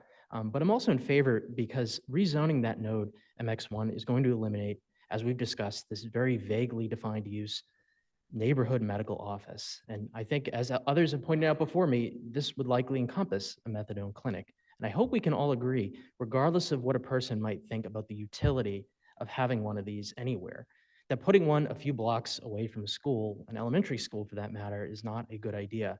And I don't think that requiring a special permit from the Community Development Board would be an adequate safeguard, and that we are better just forbidding the use altogether in this node. But again, I'm not opposed to having one of these in Medford. It's just a question of where we put it. It really isn't wise to put one near where there are children, in my opinion. And I'll hope that the council will not only approve the amendment tonight, but also revisit other decisions made for this quarter. I don't think there's anything wrong with making changes to our zoning ordinance. I've never thought that our zoning ordinance, given how old it is, has been perfect and that could not use any revisions at all. It certainly should be revisited. And I would hope that the councilors tonight would not view a yes vote on this as some sort of admission of defeat. I think this legislative process is designed for this kind of thinking. Let's look, what's not working? How do we fix it? And we want to make sure, of course, that our zoning decisions reflect what people who live in our neighborhoods want. You have to think of the overwhelming opposition at that Roberts meeting. And again, the CDB had originally recommended to you, based on all the public feedback they had received, approval, and it was rejected. So we're just kind of wasting time here. We have to retrace our steps, revisit it. It's just not efficient. Thank you. Thank you for your comment. We will go back to Zoom. Cheryl Rodriguez, name and address for the record, please, and you'll have 3 minutes. Hi, Cheryl Rodriguez. I am in favor of MX1. It's more appropriate for this block. The pit has a variance for 1 parking space per unit and could only achieve 3 stories with commercial and 2 levels of residential. The 360 Salem Street project is seeking high-frequency transit, 0.8 parking spaces, and could only achieve 4 stories with commercial and 3 residential floors, even though it doesn't qualify for high-frequency transit. So zoning isn't feasible here without removing parking minimums. Is that what this council is planning? Because without that, there's no reason for MX2 here. We don't want to risk a methadone dispensary because it fits neighborhood medical with the exception of the hours of operation. And there's no reason to believe there couldn't be an exception or they couldn't just follow those hours. So we want no medical uses. It's too close to the neighborhood and the school to be allowed. Most of the people who spoke in favor of the zoning mistakenly thought it would allow affordable housing, which means they didn't understand what they were in favor of. So those counts should be redone to find out who was actually in favor of what is actually proposed here. The comprehensive plan calls for study, not zoning based on the opinion of the city council. I think many are misinterpreting or misunderstanding the comprehensive plan and its function. But the neighborhood negotiated with the consultant and planning, and President Beers was there, and we overwhelmingly wanted MX1 with no medical uses. So this neighborhood was heard. We didn't get all that we wanted. This was a compromise that we made. You should vote for this change because it's the right thing to do and a more feasible option. Even MX1 is highly unlikely to be possible. The Community Development Board recognized this in the first place. This council voted against this initially, but we should not be leveraged used by this council. Our zoning is live, unlike most of the city, and Alicia Hunt says this area was urgent to zone because of developer activity and developer pressure. So this is not something that won't happen. This is something that is happening. So we need action now and not to be part of some elaborate plan to gain funds and leverage later. Thank you. Thank you for your comment. We will go back to the podium. Name and address for the record, please, and you'll have 3 minutes. Hello, Nick Ulig, 62 Tainer Street. As someone with a child at the Roberts and as a Nick who actually lives in the area in question, I want to say unequivocally that I think that upzoning the Salem corridor, as was enumerated by the CDB, by council, by the zoning consultants, all that excellent work, I think it was a good thing. I also think that upzoning the Salem and Park node to either MX1 or MX2 is a good thing. Either one would be a step forward. Either one would be an improvement over what we have now. My personal preference is for MX2. Anything we can do to allow new businesses and new housing at this location is good, and MX2 provides more flexibility in that regard. I was actually shocked to learn just earlier in this meeting that a brew pub would be allowed under MX2 and not under MX1. Is that like a tap room or something? Yes, it was brewery, yes. Boy, that would be a huge loss. I believe, speaking on that flexibility, I believe that many have sensationalized it. MX2 does allow medical uses with the restrictions that many people have pointed out earlier. Square footage, number of employees, the need for a CDB granted special permit, which includes the need for public consultation. Seizing on last year's justifiably intense discussions around the opening of a methadone clinic within this node, a proposal that was made under the old zoning and which was completely rescinded. Opponents of densification have tried to claim that MX2 will somehow pose a threat to the neighborhood.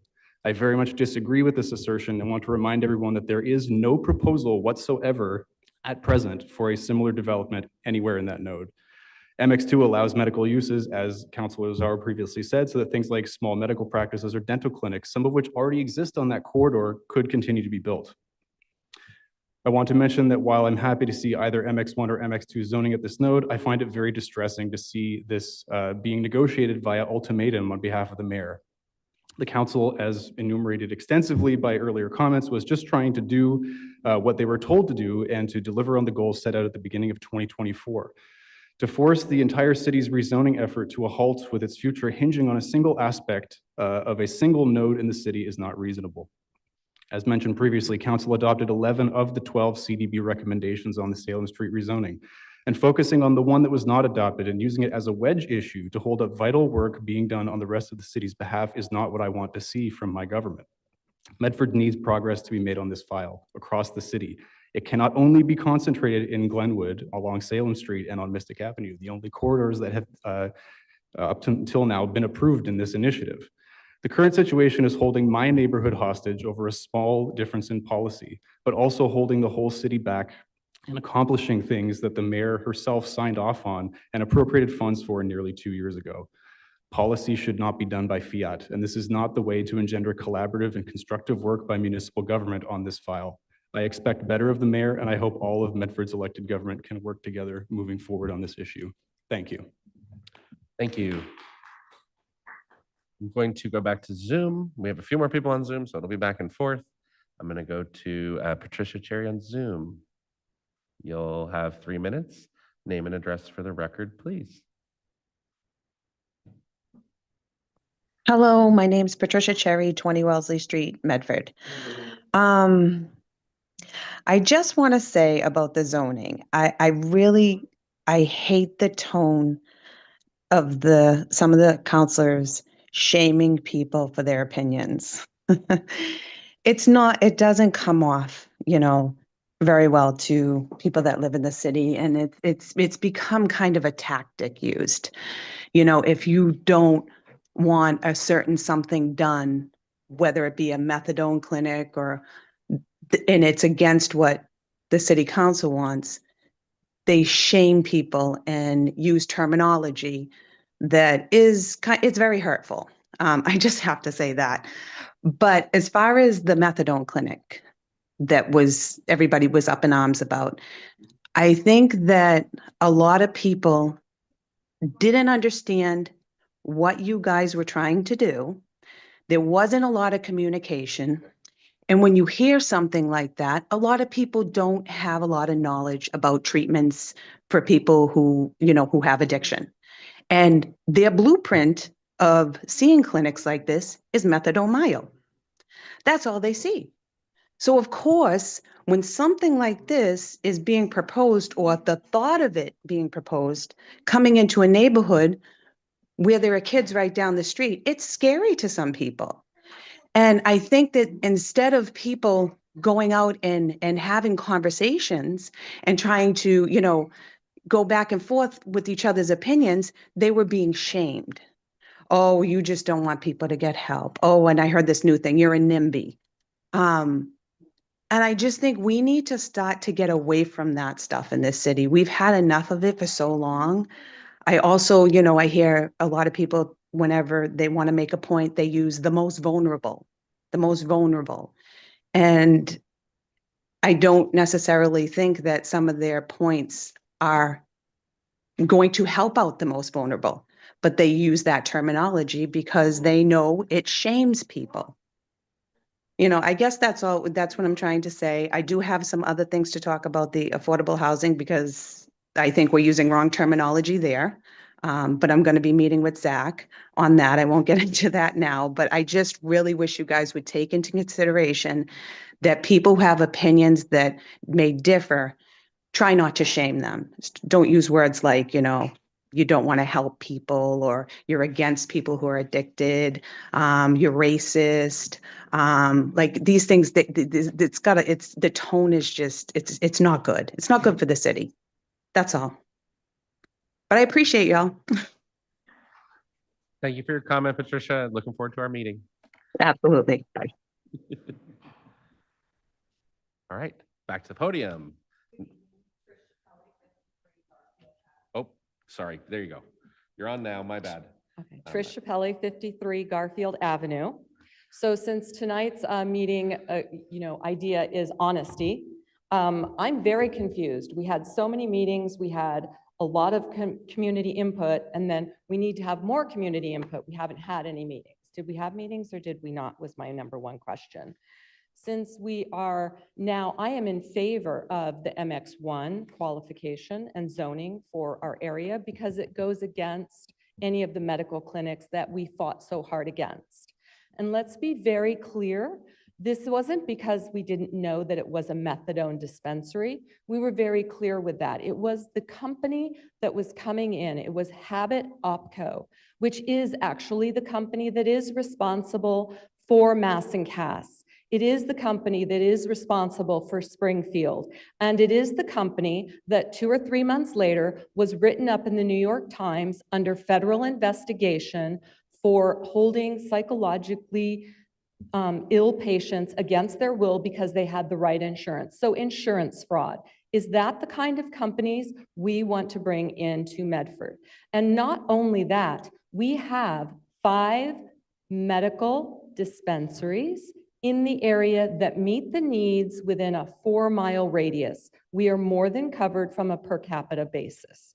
So let's not try to taint it that we are NIMBY, that we just didn't want it. There wasn't a need, it was the wrong company, and now we do not trust this council as a result of that to allow blanket medical clinics because none of us have the time to watch and monitor what's going on. So, and finally, any methadone clinic or any medical clinic in that area, we can't even keep the trash properly picked up. Have you seen the rats in the neighborhood? And now you want to add medical waste? How do we know we're not going to have urine sample cups running down the street and needles? So, let's be real here. So MX1 is fine. Thank you so much. We've clarified quite a few things this evening. I appreciate it. Thank you. We will go to Zoom. We'll go to Donna Silva on Zoom. Donna, I'm going to ask you to unmute. And if you could provide your name and address for the record, and you'll have 3 minutes. Donna Silva, 1536 Mystic Valley Parkway. And I obviously do not live anywhere near Salem Street. I spit and hit Arlington. But I want to thank the people that have been speaking tonight, and Zachary, Nick, Cheryl, the woman that just spoke. I'm sorry I didn't grab your name. These are Medford residents that this is affecting. It's not affecting me. I live way on the other side of Medford. But as someone said earlier, put it in West Medford. There you go, because the commuter rail is there. I worked in Boston at 125 High Street. I walked Canal Street every day, Monday through Friday, twice a day. Bay Cove. Are any of you familiar with Bay Cove? You can shake your head yes, if you are. I walked there. I would go in the morning, early in the morning when they opened, as one of the counselors said, early in the morning, they were there. I would come home at 4 o'clock. Some of them would still be there. Not all of them. So let's not cookie cutter this and say, oh, they have to take their children to school and also they have to go to work because they are addicts. Okay? I have helped many of addicts. So don't even go there with even trying to look at me as not helping people and caring about people. As one of our counselors stood up last year in a meeting and walked out and stormed out and said, we don't care. Of course we care. Of course we do.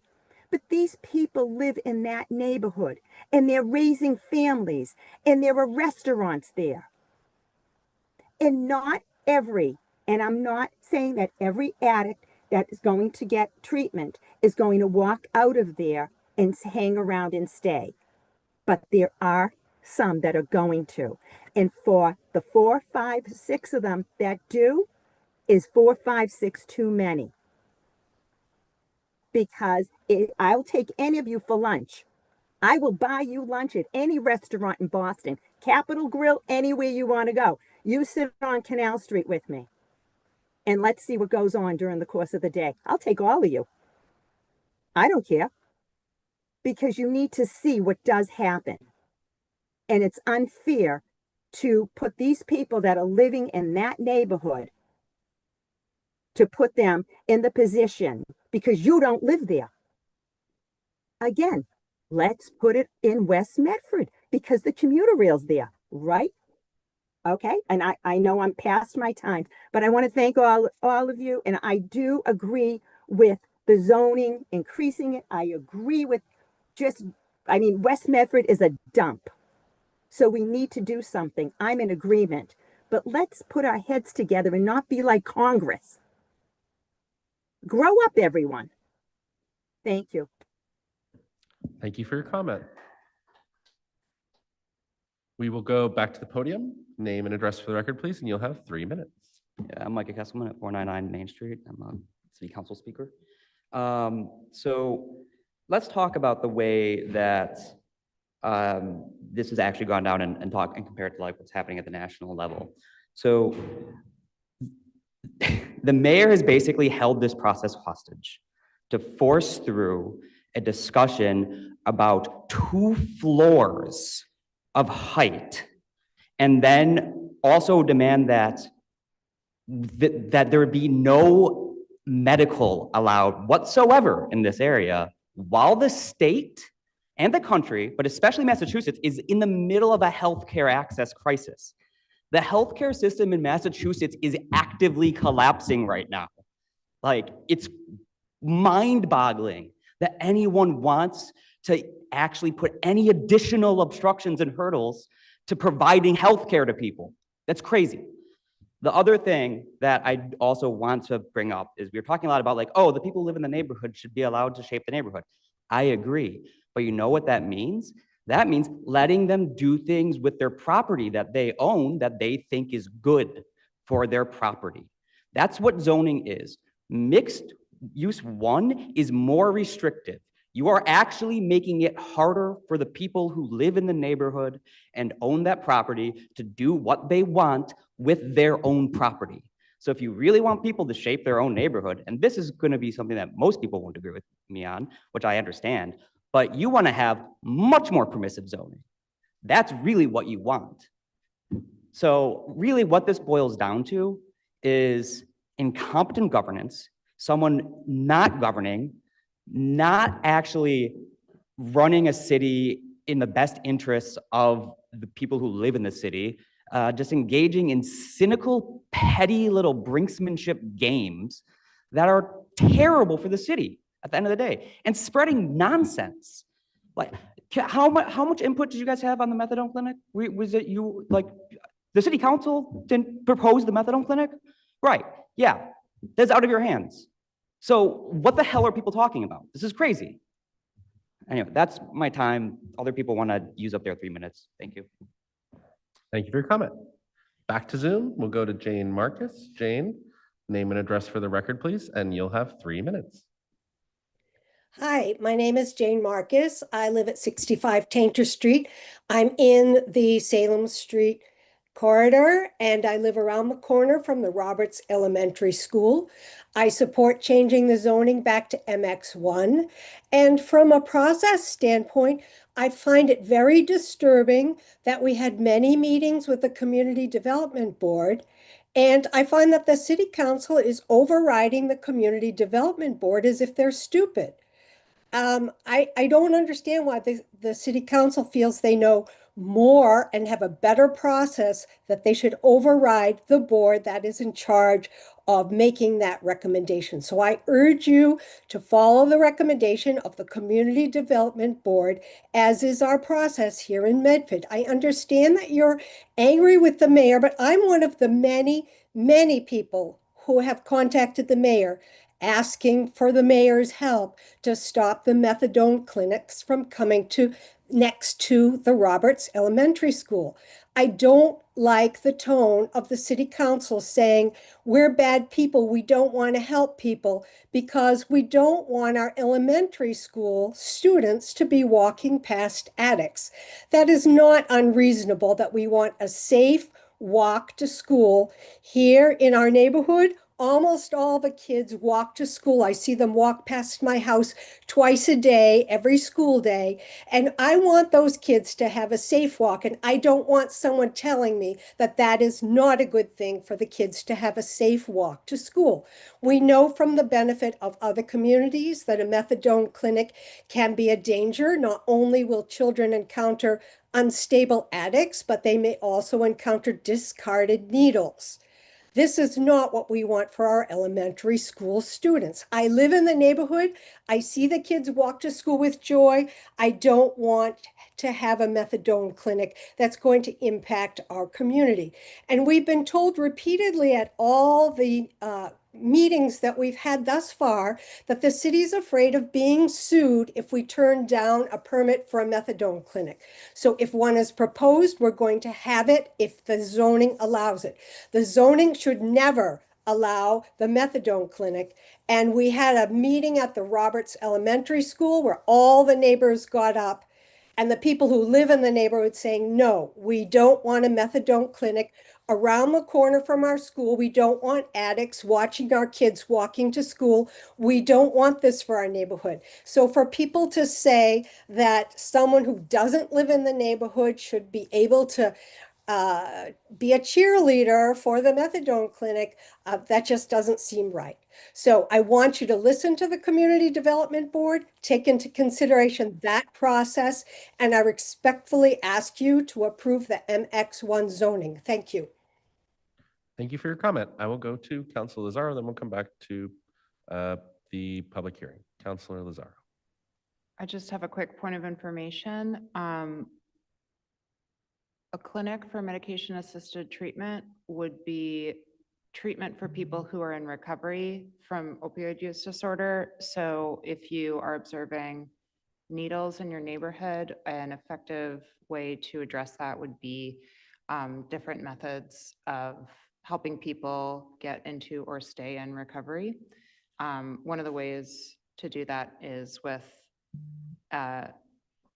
increasing access to medication-assisted treatment, or sober homes, or other avenues of treatment. But one of the ways that you can treat opioid use disorder which is administered sometimes with a needle, but methadone and Suboxone are not administered with needles, is by increasing access to sources of recovery. Thank you. We will go back to the podium. Name and address for the record, please, and you'll have 3 minutes. David McKenna, 2 Vine Street, just 1 block away from this node, so I am a neighbor. I think something's been lost in the conversation tonight. MX1, MX2, there is no methadone clinic that is allowed by the zoning because even MX2 has restrictions on the hours. It requires a special permit, 5 employee limit, 1,500 square foot, and it would have to be approved by the Community Development Board with input from the community. So what we're talking about is a dentist, you know, maybe a sole practitioner with a secretary and a nurse, you know, maybe that scope. We're not talking about methadone clinic. Neighborhood medical office actually specifically says no clinics. It's in the definition of neighborhood medical office that there are no clinics allowed. So MX1, MX2, I feel like we've lost the thread. There is no methadone clinic on the table at this intersection. I support the council doing whatever you all need to do to move the zoning forward in the city, to rezone Medford Square, to rezone West Medford Square, and to revitalize our tax base as everybody wants to do. If you need more assurances from the mayor to do that, I think you should get those more assurances of whatever contract, you know, needs to be in place for us to successfully grow our tax base, especially in Medford Square. But if MX1 is what it takes, then I urge you to do MX1 because we have a lot at stake for our city. Now, I've heard some people claim that the city council did not listen to public input on the Salem Street zoning. Some people even wrote it on flyers and distributed them across the city during the election to try to do political damage. But I personally attended every meeting, including the one at the Roberts, and a majority of public commenters supported the Community Development Board plan, and a majority of that group also asked for greater density. A minority of opponents gave public comment at the March 11th meeting where they asked the city council to reject the entire Community Development Board proposal. The people who are now saying, please do MX1, on March 11th said, scrap the entire plan and start from zero. So they've latched onto this issue, again, in the election to try to do political damage to the city council. And they've somehow convinced the mayor to shut down rezoning across the entire city to adopt a proposal that they gave public comment against just a few months ago. So the city council already passed 11 out of 12 recommendations from the Community Development Board. I urge you, if it's going to move the bigger zoning project forward, adopt the 12th recommendation, do the MX1. And I also urge the mayor to go back and listen to all of those public meetings that are recorded. And the people who have just given comment in favor of MX1 did not give that comment. And on March 11th, they said, shut down the whole project, and they were not interested in this. So they're not reliable negotiators. Anyway, I urge you all to do whatever it takes. We need Medford Square to be revitalized. It's a huge effort. It's part of the comprehensive plan. You already have draft plans in place, and so please move that forward as quickly as possible. Thank you for your comment. We will go to Zoom. We'll go to Megan on Zoom. Name and address for the record, please. Megan. Hi, thank you. Megan Searle, 100 Station Landing. Yep, floor is yours. Okay. There were 116 opioid-related deaths in Medford between the years 2015 and 2022, suggesting that Medford is not immune from the opioid crisis. There may be some benefit to residents to have an easily accessible clinic, though I hear and understand that there are clinics nearby as well. While Habit OPCO may not have been a good fit for Medford for a number of reasons, it doesn't make sense to me to exclude medication-assisted treatment clinics en masse. These clinics can be designed in very different ways. The ones that are best run and integrated into their environment tend to do things like cap their patient numbers, provide parking, and have room for indoor waiting. When this happens, these clinics are essentially like any other medical facility. Many people with histories of opioid use disorders have had their lives turned around by medication-assisted treatment, particularly Suboxone, which is a very effective medicine that can allow people to live very normal lives. While a poorly run methadone-only clinic is probably not something we would want for Medford, I want to be clear that there's a wide range of different clinics, and I believe they should not be excluded as if they are all the same. A well-run medically assisted treatment facility that offers Suboxone in particular would be very different from a poorly run methadone-only clinic. And I believe this distinction is important to consider. Thank you. Thank you for your comment. We will go back to the podium. Name and address for the record, please, and you'll have 3 minutes. Good evening, Sam Goldstein, 29 Martin Street. I have a couple of points this evening, but firstly, I am concerned that this conversation is so explicitly centered on whether or not a substance, use disorder treatment clinic, a place that helps people struggling with addiction, would be allowed to open up in this neighborhood or elsewhere in the city. I guess the thing that I'm sort of struggling with tonight is that it sounds, as far as please correct me if I'm mistaken about this, but it seems like the city is trying to change the zoning to, specifically single out, people with a particular medical condition. And that, concerns me particularly because if I'm not mistaken, that violates the Americans with Disabilities Act. I don't know, if the way that this is sort of mechanically happening at this stage, if that doesn't, if that doesn't come into play here, but it bothers me to watch the city, contemplating how to, specifically target a group with a particular, illness. I guess I'd like to just ask, do we know if, the mayor has gotten the advice of the city solicitor on whether or not that is, oh, that's interesting. What Councilor Scarpelli said he was on camera is that actually the city solicitor is no longer with the city. Okay. Do we know if there has been some sort of legal opinion on that thought? It just, that concerns me. And I guess I would just say that taken all together, I'm really concerned that the mayor seems to be going to the city's boards and bodies and to city staff and trying to construct this kind of glass cannon kind of situation. Maybe that's not the right metaphor or whatever, but basically trying to blackmail the city over zoning. It really strikes me as unfair and sort of tyrannical that this is how we're doing business here. So I support what the city council is doing with pre-zoning. I trust you guys will make the right decision with this. I do hope that we are being really intentional about how we treat people with different needs and disabilities in our community and how welcoming we are to them. And I support the next. I can't stay, but I support the what's coming next as well. Thank you. Thank you for your comment. Just really quickly before I go back to answer the question, legal counsel was part of the discussion on the development of the neighborhood medical definition. I think there's kind of and Counselor Sang, our Harvard Law School student, can correct me if I'm wrong about this, but there's kind of 2 elements of this. There's the as written, council said this doesn't discriminate against anyone, but now we're in a situation where also the intent of the bodies creating this definition comes into play. And obviously the discussion tonight is going to be part of any record on legislative intent.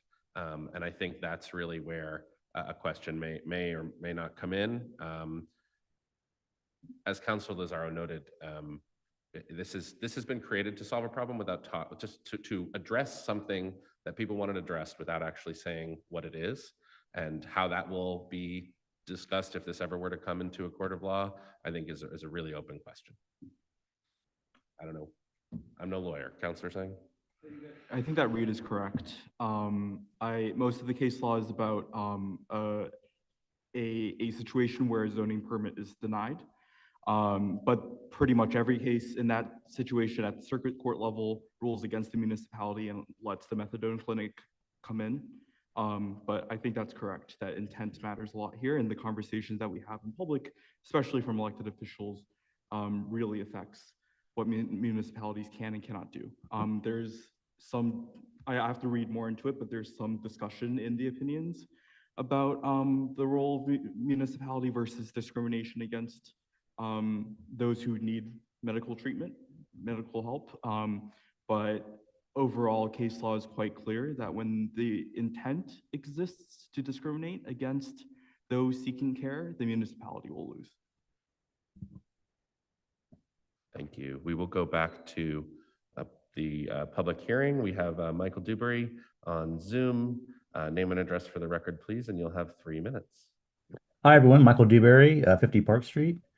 Thank you to the council and neighbors for having this discussion. One in the long series. I think I've probably been to feels like 20 of these at some point, or this point.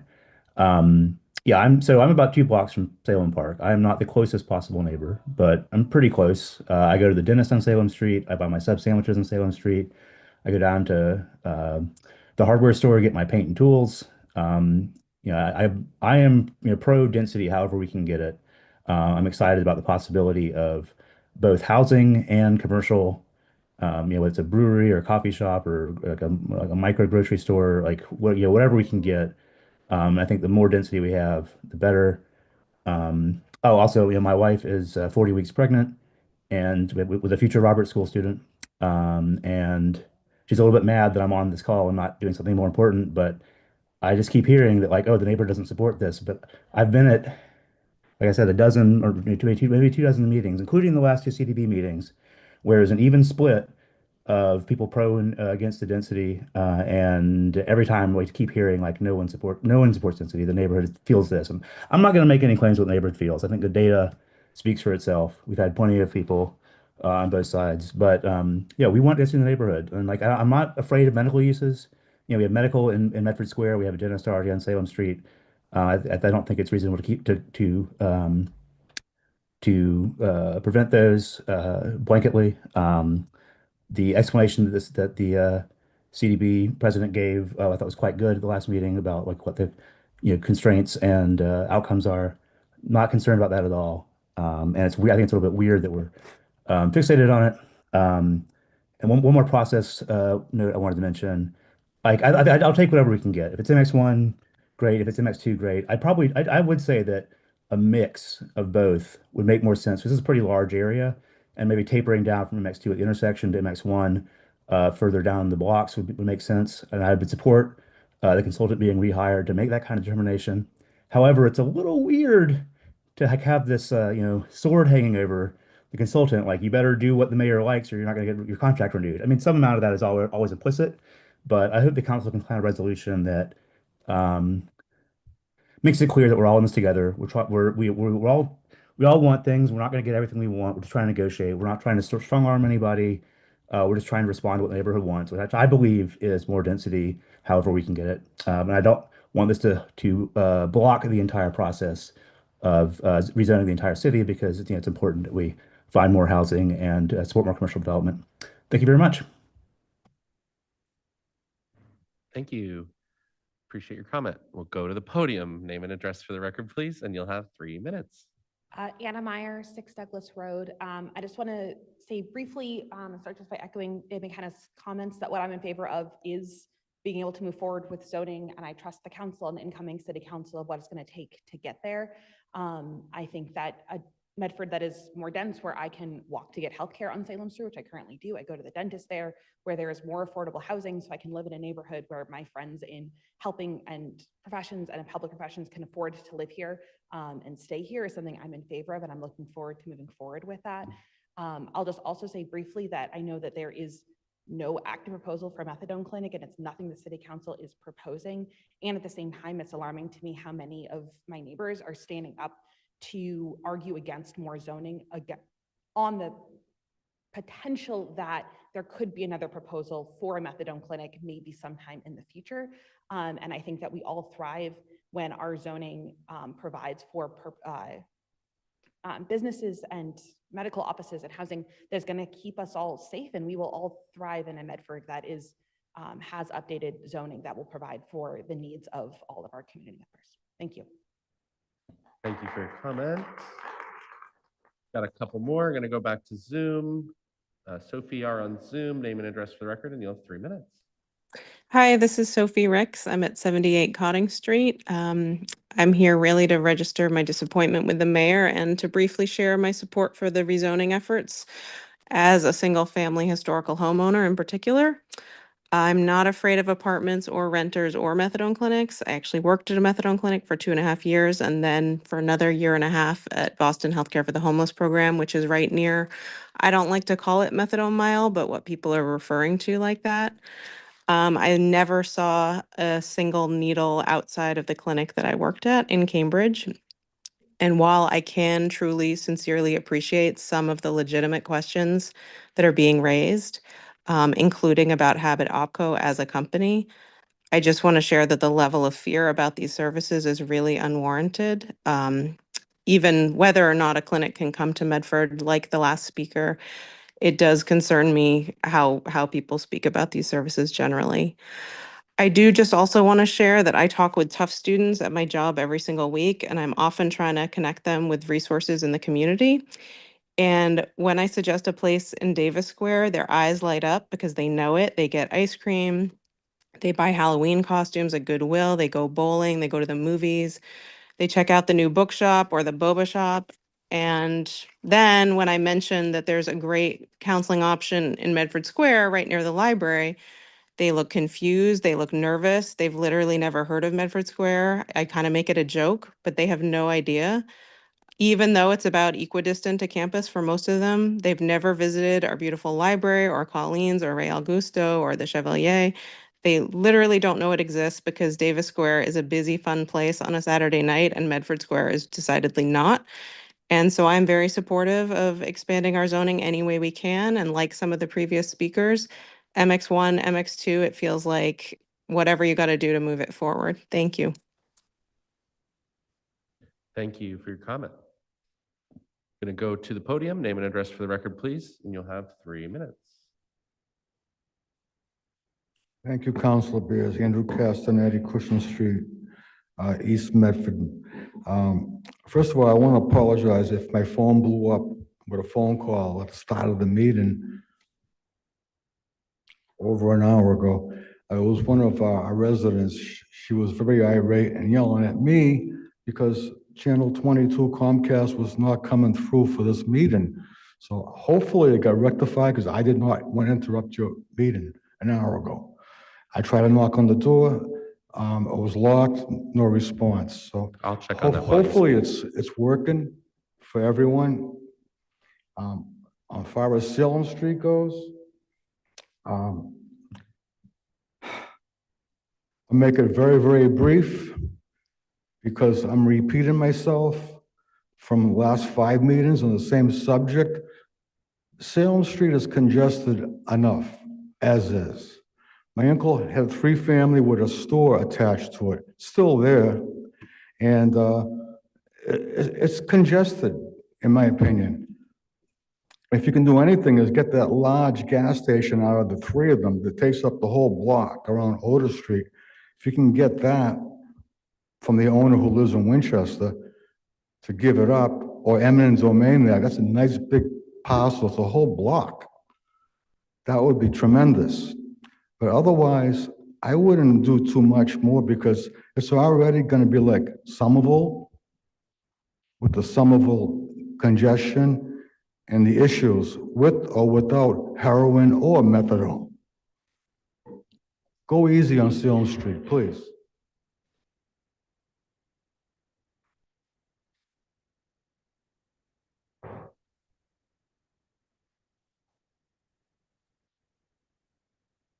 Thanks, Andy. We're checking on channel 22, but it did seem to be up and Jim is going to confirm. We'll go back to Zoom. We'll go to Barry Ingber. Name and address for the record, please, and you'll have 3 minutes.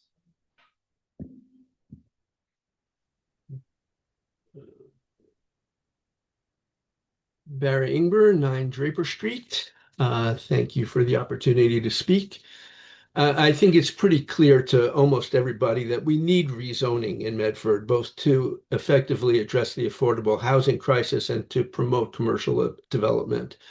And I want to express my strong support for the City Council's efforts and disappointment in the mayor's efforts to put roadblocks in the way at the last minute. It's a very blatant bullying, and I think it needs to be called out as such. I also want to note the irony of the hysteria around a treatment clinic that isn't going to happen, while nobody seems disturbed about Anthony's Liquors, whose patrons are not in treatment. So I want people to kind of ponder that. Thank you. Thank you. Seeing no one else in person, we'll stay on Zoom. We'll go to Miranda Briseno. Name and address for the record, please. You have 3 minutes. Hi, Miranda Briseno, 2 Taylor Street. Don't live in the area, but do want to register my support for moving the zoning project along. I think it's been well established throughout this meeting that a methadone clinic is not coming to Medford, especially at this particular location. Similar to other speakers, it's disappointing to hear a lot of the misinformation being spread about the people who would use this clinic and the presumed behaviors they would take part in. For those that are worried about needles being left around the city, I look forward to advocating with you for an increase in sharp containers around Medford so that we can reduce this potential hazardous waste. Something probably every speaker has mentioned tonight is that they've made multiple versions of their comments, whether they are for or against the current proposal or amendment on the table over the last year or so. I think that's a clear indication that this process has taken so long and it's really iterative. There's not a lot of clear communication about what's been happening. And lest we forget that the council doesn't have any power to appropriate themselves funds for communication to the public about what is happening, about their meetings and whatnot, that all of that power sits with the mayor. And it's been really disappointing to see her take the stance that she has no idea what's going on when, you know, she's the one in charge. And for people not to be disappointed in that is quite shocking to me. I wouldn't want the leader of my city to say that they were unaware of a big project that's been happening over 18 months and that they're shocked by what they've been hearing. But yeah, that's just what I want to register. Like everyone else has said, I just want this to move forward. And it's unfortunate that the mayor has put us in this position. Thank you for your comment. We'll go back to the podium. Name and address for the record, please, and you'll have 3 minutes. Ellen Epstein, 15 Grove Street, Medford. I first off just want to appreciate the long-term efforts of the City Council to move the zoning reform forward. I respect whatever decision you come to tonight about MX1 or MX2. And then I have a question on it seems to me, from having attended many city council meetings at this point, that any business that wants to open in Medford has to be approved by the council. Is that correct? Sorry, any business that wants to open anywhere in Medford. That's a complicated question. Certain businesses require certain licenses, some don't. And then there's also the special permit condition for zoning, which is actually an even higher condition than that. An example, if you're serving hot food, you need to get a certain type of license. If you're a lawyer's office, I don't think you have to get any kind of license. Those are that's a very, very oversimplified answer. So I don't live in the Salem Street area, but there, it sounds like there are two parcels that are potentially could be developed under the new zoning, whichever it gets zoned by. And they would be commercial properties, presumably? The MX zoning allows for a first floor commercial and then housing And then above it. housing. Yeah. So would those type of arrangements need to come before the city council to get approval? That's again a somewhat complicated question. At really any significant scale, a project has to go through what's called site plan review. Mhm. And that's through the planning board, through the community development board. And then it again goes back to zone. Basically, there's zoning can say three things. It can say mixed use building. Yes, that means that it's by right. And that doesn't mean there's nothing else after that point. It can be a special permit, and then there's a special permit granting authority, or it can say no, and it's not allowed at all. In this case, in an MX zone, a mixed use building is generally by right, but it still has to conform to all of the other conditions. And if it's over a certain size and scale, it goes through a site plan review process through the community development board, and there's kind of public engagement through that. Okay, that's what that's what I was wondering. So there will be points at which the public can weigh in on any development that might happen there. Yes. Any is the only word development over a certain size. Yes. And MX means mixed. Mixed. Yeah. That's what MX it is, stands yeah, it's shorthand for mixed. Thank you. You got it. All right.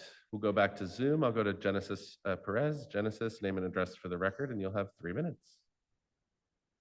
Hi, my name is Genesis Perez, and I live at 229 Main Street. So I guess I just want to express my support for affordable housing, however that can be procured.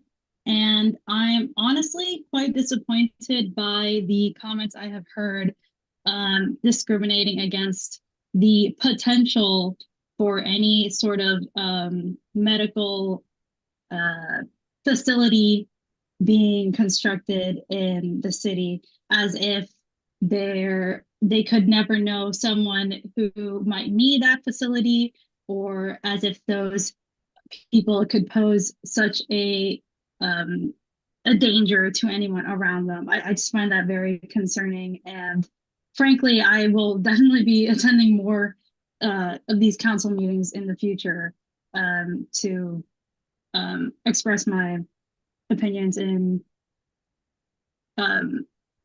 disagreement with those, I guess. But yeah, so just expressing support for affordable housing, however we can procure it, because there are so many students here who need affordable housing, but also it would be amazing to have a more robust community here in Medford. And like someone mentioned, something more akin to Davis Square here at Medford Square would be very nice to see. Thank you. Thank you so much for your comment. We will stay on Zoom. I will go to Caitlin Robinson. Caitlin, name and address for the record, and you'll have 3 minutes. Hi, thank you. Caitlin Robinson, 31 Everett Street. I am a resident of this neighborhood that we're talking about. I live 2 blocks from the intersection of Salem and Park. And I am one of the many people in the neighborhood who spoke in favor of upzoning this area and whose comments seem to be dismissed by many of the public speakers. I appreciate the work that the city council is doing. I also want to register my disappointment in the mayor and the tactics that she's been using in this, which are tactics I've come to expect to see more at the federal level and not here in our city. I want us to go forward with the zoning process. I am very concerned about the whole idea of shifting this down to MX1 specifically to prohibit medical uses, because I'm wondering about the precedent that will set as we look to zoning other squares in corridors, is it going to be the same conversation over again with the idea that we are going to outlaw all medical uses out of fear about the possibility for something like a methadone clinic? Thank you. Thank you for your comment. We will stay on Zoom. We'll go to Ren Bean.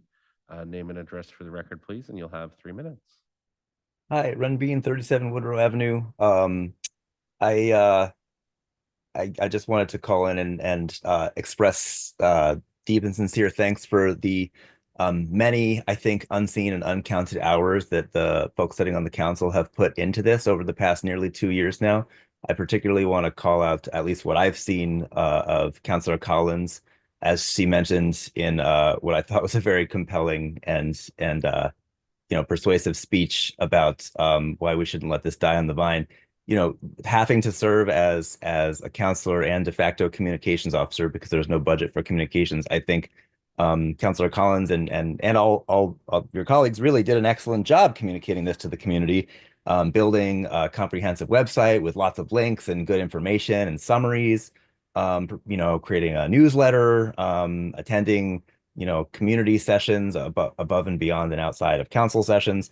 And I think that for the mayor to kind of come in and give this list of demands, because what city council did in a very compressed timeline, 18-month contract with Innis, and no budget really other than just paying Innis, was incredible. And then to say, well, I'm not going to give you the very modest ask that Councilor Bears made, which was, I think, an additional $50,000 for communications and to extend the contract through the end of 26, which is basically 12 more months to do, this work that, could, based on what the mayor is saying she wants, I think should take closer to 2 years if we're being realistic. I think that some of what the councilors have said here, particularly Callahan and Collins have said, I don't know that it makes that big of a difference on this particular corner. I think City Council did a really great job listening to and incorporating feedback from the community and consideration towards some of the legitimate concerns, particular nature of a medical use aside. There were some concerns about the volume of activity and traffic such that, okay, they made some adjustments to define neighborhood clinic. I think that the community is being clear here in this meeting. Wait. We do want to be able to see a dentist. We do want to be able to see a primary care. And neighborhood medical was carefully crafted and perfectly defined to allow that type of use. A practitioner-owned business that provides, helpful, friendly neighborhood service to the folks that live there. And that could include medication-assisted treatment. A low-volume clinic that's serving people with a disease, wouldn't be very disruptive to a neighborhood. I think we should allow that in all the neighborhoods. That would diffuse the impact of say like an urgent care clinic that's open, 4 a.m. to midnight and is loud and has a lot of traffic. I mean, it could be any type of clinic. Anyway, I think that's neither here nor there. I think this meeting is ostensibly about MX1 to MX2, but it's really about the mayor's list of demands. And I would kind of hate to see the council just as forget who said it, but kiss the ring on this one, especially after a resounding endorsement of the current council through the current election. I think you all should assert your voice and represent the people that voted for you and move this process forward and have a inverse list of demands to the mayor to say, hey, this is not the way business is done. This is not the way we want to have business done. I'm very disappointed she's not here. I'm very disappointed at the way she's handled this. I think that whole ultimatum needs to be retracted and a level conversation needs to be started. Thank you. Thank you. All right. Last person on Zoom, seeing no one in the chamber, I will go to Eileen Lerner. Name and address for the record, please, and you'll have 3 minutes. My name is Eileen Lerner, and I live at 3920 Mystic Valley Parkway, and I'm here to support the council and the zoning, and I think the work that's been done is incredible. I admire all of you a tremendous amount because not only did you have to do the work, but then all the criticism and negativity that has surrounded it. But it takes a lot of strength to do what you guys have done, but I'm really excited about what you've done because I think in the end, all this will be forgotten and we'll have a city that'll be more vibrant and we'll look back and say, wow, how'd that happen? But I mean, we're surrounded by cities that are thriving and we're limping along. So the idea that we're going to be competitive with surrounding cities is really exciting to me, and it'll be more vibrant and more fun and more colorful. So thank you all for what you've done. Thank you for the comment. Is there anyone who hasn't yet had a chance to speak who would like to speak? Seeing none, is there anyone who's already spoken who'd like to speak for one more minute? I'm seeing one at the podium. Ralph will take you for one more minute. Ralph Klein, 172 Park Street. I'm not against everything. Figure that out. But if you look down Salem Street, they're all 3-story buildings. You went up 25% with 4 stories. We've allowed that for the buildings that are there. On Hadley Place, it went from a 1-family home to 8. 800% increase in that one property in density. Going down Salem Street, how many 1-family homes do you see between that in that area? We're not just talking about Park Street corner. They're rezoning that whole section. Everybody's making about this one corner. It's not about the one corner. It's about the whole area. It's not about methadone clinics and all these clinics going in there. It's the parking involved with the buildings.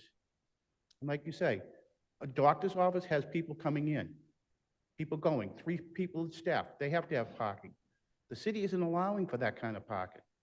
The 14 units from 0 is a 1,400% increase in that area with no parking.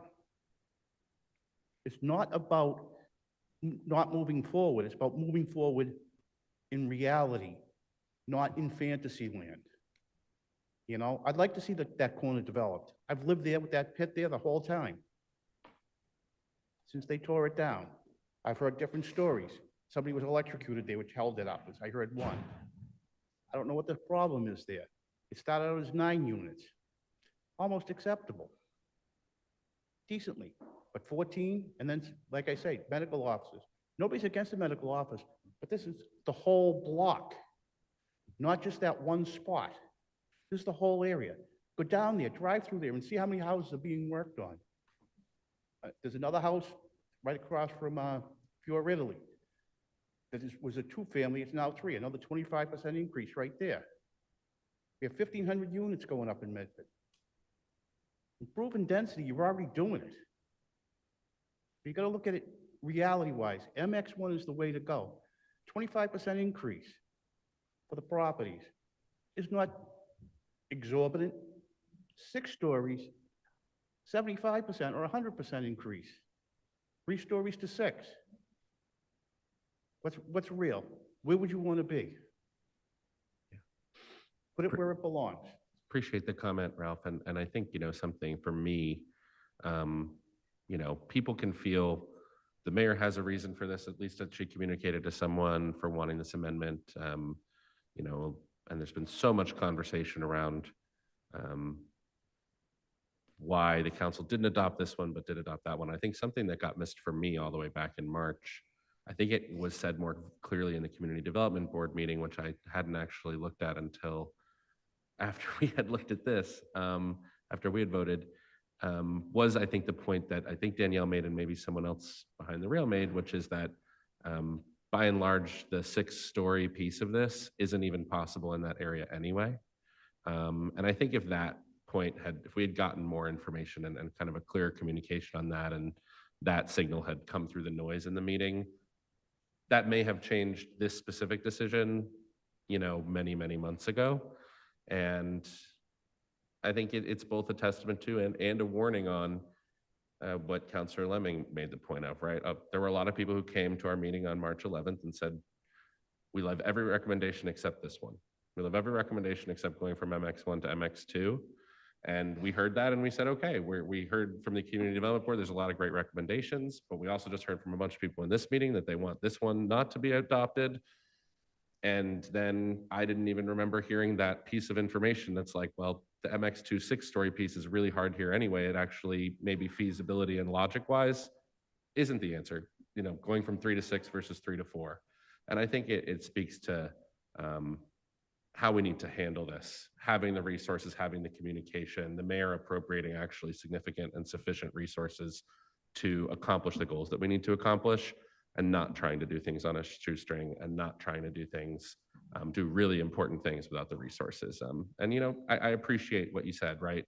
Going from 3 to 4, that's one thing. Going from 3 to 6 feels really different.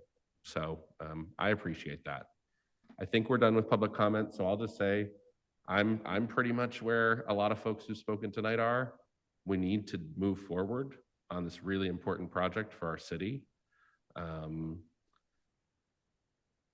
I don't really have a huge issue from the, you know, density question perspective about the MX2 to MX1. I could vote for this amendment. I would really like to see what is exactly the plan going forward. If this is a quid pro quo, if this is, you know, unless you do this, we don't do the zoning project, any part of it, then what is that zoning project? What's the commitment? I think a couple people asked for public commitment. I had a good conversation with the mayor today. I feel like it's getting somewhere, but I wasn't sure from the email that we got, you know, what are we starting when, what's in each phase of the process? If we're doing a new RFP to bring in all those resources and have the funding for them, you know, when does that happen? And that's just really what I think needs to get ironed out, personally. That's just my perspective individually, which I've tried to hold off on saying until we move through the discussion. So I'll go to Councilor Lemming had a hand up first, and then you, Councilor Callahan. Councilor Lemming. Yeah, I'd just like to point out, I'd just like to talk about one thing that was brought up by, it was only brought up by one public commenter, but I've heard it said like a few times in the preceding months, which is that the expectation that the city council, an elected body, follow every single recommendation made by the Community Development Board, an appointed body, is a little bit absurd. And I just like to, that needs to be made clear for anybody in this process moving forward. Because throughout the entire rezoning process, we have rejected exactly one recommendation by the Community Development Board, which was what we're talking about now. The City Council is an elected body. It's a decision-making body. The Community Development Board is an appointed body, and it is meant to make recommendations. And on top of that, it's even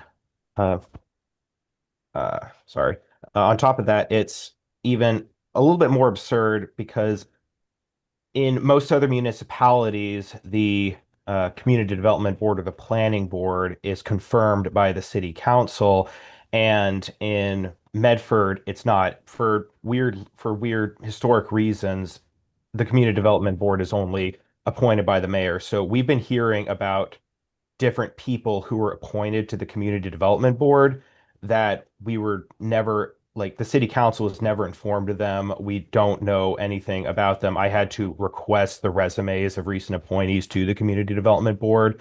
The newer appointees have less planning experience than the ones that previously were appointed back when their responsibilities were primarily site plan review and not zoning. And yeah, it's the fact that we only ever rejected one recommendation in this entire rezoning process means that the clear expectation is that an elected body rubber stamp every decision made by an appointed body. And it's not a healthy way to move forward in this process because it's November 2025 and we are still talking about Salem Street. And the mayor also wants to go back and talk about Mystic Avenue, which also should be done. We can't go back. We can't go back and sort of redo everything every single time there's a disagreement in this process. That is not how you get things done. We should have, like, we should be on to, like, I would like it if this, if we're talking about Medford Square or Boston Avenue or some of the other corridors in the city, but this is not a good way to do business. And again, I hope that we can have more communication and sort of set expectations between the mayor and the city council a little bit more clearly moving forward. Thank you, Councilor Lemming. Councilor Callahan. Thanks. I would really like to make a motion that we continue the public hearing until the mayor can publicly commit to fully funding the zoning that our city committed to in the many public plans that thousands of residents participated in. We have a motion from Councilor Callahan to continue the public hearing till our next regular meeting. Is there a second on that motion? Seconded by Councilor Lazaro. Is there any discussion on the motion? Do you want to, sorry, I didn't know if that was a motion or not. You said you had like an intent to move, but. Okay, you would like to. I mean, we could do a motion to approve. We could do a straw poll. If we do a motion to approve and then it goes down. Yeah, sorry, George, my bad. All right. There's a motion from Councilor Callahan to continue for 1 week. So we will have this on next week. The mayor could say what the plan is going forward before next week. Sure. I just wanted to be clear in my statement. I mean, I think I was clear before, but in case this is the only thing that is heard, I just wanted to be clear. So. Okay. Yes. All right. We have a motion from Councilor Callahan to continue the public hearing for 1 week, seconded by Councilor Lazaro. Any further discussion? Council Vice President Collins. I just wanted to state that I really appreciate the discussion that we've had about this tonight behind the rail and with residents. And I just wanted to underline what I interpret as the intent of Councilor Callahan's statement. I'm happy to reopen the public hearing next week.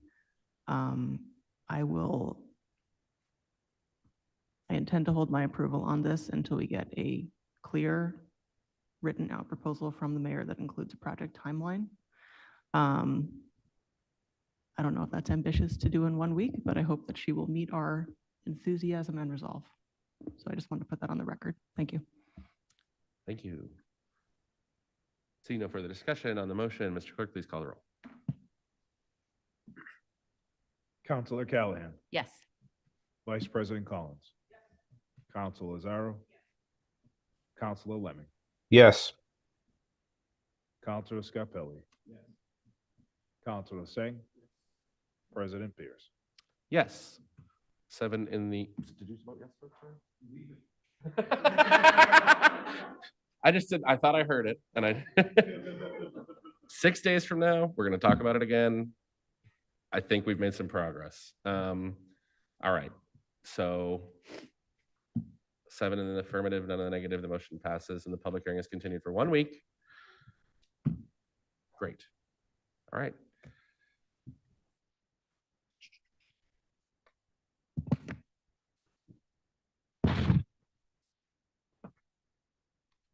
Vice President Collins. Motion to take from the table. Sorry. Paper 25-105. On the motion of Vice President Collins to take from the paper number 25105. This was the mayor's veto of the amended Values Line Local Investments Ordinance. Seconded by Councilor Lazaro. Mr. Clerk, please call the roll. Councilor Callahan. Yes. Vice President Collins. Yes. Councilor Lazaro. Yes. Councilor Lemming. Yes. Councilor Scarpelli. Yes. Councilor Singh. Yes. President Pierce. Yes. 7 in the affirmative, none in the negative. The motion passes. Vice President Collins. Thank you, President Bears. This paper before us is the amended Values Aligned Local Investment Ordinance. The city council discussed this on several city council meetings throughout the late summer and fall of this year. It's being returned to us. It was returned to us last meeting, and I motion to table it because the mayor vetoed the ordinance on October 9th. Accompanying her veto was a letter outlining her objections. It is listed on the city website, so I won't attempt to paraphrase it. It's her words. She put it out publicly. She mentioned several concerns with the ordinance. One of them was the potential for litigation. As one counselor, I fail to imagine a scenario where a person who deemed themselves aggrieved or injured by this ordinance would want to remedy that through a lawsuit. That does not seem rational to me. Her letter outlined, quote, financial implications that have, quote, yet to be evaluated by the city's financial teams. I find that vague enough to be insubstantial. What does that mean? What are the implications? Why have they not been evaluated? Her letter mentioned a concern that the ordinance would expose city employees to personal and professional liability. That doesn't make sense to me on its face. Our city financial employees are not private contractors. Why would they be exposed to personal liability by doing the work of analyzing and adhering to the city's investment regulations? Reads like a scare tactic, frankly. Her letter further mentioned an objection that the council did not thoroughly vet this ordinance and seek input from the relevant stakeholders within the city. That is false. This has been a thorough, multi-month process, born of community advocacy, vetted by legal counsel, revised and amended before passage based on feedback both from the community and from employees within City Hall. I would motion to override the mayor's veto and approve this ordinance. Motion of Vice President Collins to override, seconded by Councilor Lazaro. Is there further discussion by members of the council? Councilor Lazaro. I just want to thank the legal team that reviewed this material. And I know that it is the responsibility of our legal representation to try to preserve the city from liability in all forms, but the people that worked on this did their due diligence. My understanding is that it's not a risk, and also that the responsibility, our responsibility, and as the people spending our taxpayers' funds is to spend them ethically per the decisions of our residents. And I think this was a decision that was not made lightly. And I appreciate where the thinking for this veto came from, but I think it's not necessary. Councilor Singh. Thank you. I just want to start with how we got here today, which is that a lot of residents have felt frustrated for a very long time that their national government and their state governments haven't been standing up and representing their values, and have actually, in fact, been contradicting those values. And we've gotten to a place where that dispiritedness, that despair that people feel has led people to ask their local governments to act. And that is a part of democracy, right? When it feels like other institutional players are, fundamentally unaccountable, when it feels like they feel unaccountable to us, the people, people seek help at the next available layer. And municipal governments, local governments are that last line of defense. I understand that this is a serious and complicated ordinance, but as I've said in the past, making sure that our investments align with who we are as a city is a very basic notion that we should support. And this is bigger than any one conflict. This is about a whole system of how we invest. When it comes to where we are today with overriding the veto, I want to respond to some points that the mayor laid out in her letter. One of which is this criticism that we didn't do our due diligence as a council. But the truth is, we can count at least 9 rounds of review with other counselors, stakeholders, city staff, financial staff, legal staff, where counselors, especially Council President Bears, has been working on the text of this ordinance. And you know what, like when this ordinance was first proposed, I had my own problems with it, but I know Council President Bears well enough to know that he addressed those concerns and that he worked hard to bring together stakeholders from all across the city to reach a draft that we could most agree on as a city.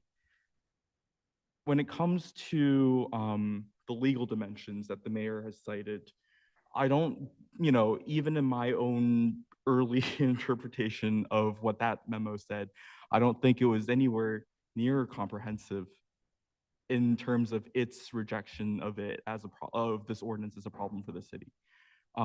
It cited this, section 55B of chapter 44 of Mass General Laws, and then didn't really explain why that meant that we couldn't pass this ordinance. And when you actually take a deeper look at what that law says, it requires the accruement of the highest amount of interest, but stocks aren't interest. Stocks are appreciations in value. That's not interest. So when you read the plain language of the statute, this ordinance does not conflict with it. There's been, I've worked hard with residents over the last few weeks to look at case law, both in Massachusetts and outside of Massachusetts, about situations where this type of ordinance is not allowed, and none of that has come up in Westlaw or Lexis. These are the main search engines for case law. And so I feel pretty comfortable moving forward with this. And again, the types of investments we make as a city matter. And making sure that we are being more creative and more true to our values when it comes to investments, even with the limits that state law sets, I think is a valuable thing for our city. To make the correct investments and to force ourselves to be more innovative, I think is a valuable thing for all of us. So I will vote yes to override the veto tonight. Councilor Callahan. Thank you. Yeah, the last time she tried to convince us not to do this, it was 2 arguments, and you should really just go back and listen to what I said then. 2 arguments, one of which was obviously unrelated to this ordinance, and the other one was basically saying that, oh, state law says we as a city council have to value profit over the values of our residents. And I tore that up last time because I don't take kindly to being told that I have to do that. I'm not going to do that. Now we have 3 or 4 totally different reasons. And you know what? I have difficulty taking any of this seriously. I'm sorry. I read through these reasons and, Councilor Collins, Councilor Sang have gone through them specifically, but none of them really appear to have any validity. And in my opinion, we are responding to our residents who have been caused enormous amounts of pain and harm. We have been asked to become neutral. That's all. All we've been asked to do is to stop doing harm. And I understand that there are 2 sides to this question, and I understand that people feel harmed no matter what we do, and that there is probably some harm being done. But honestly, we are being asked to be neutral when clearly some of our residents are being caused grievous harm. And I believe this is what our residents want. I believe this is the values that people in Medford share. And I don't appreciate just being thrown a bunch of pretty random reasons. So I will be voting to override the veto.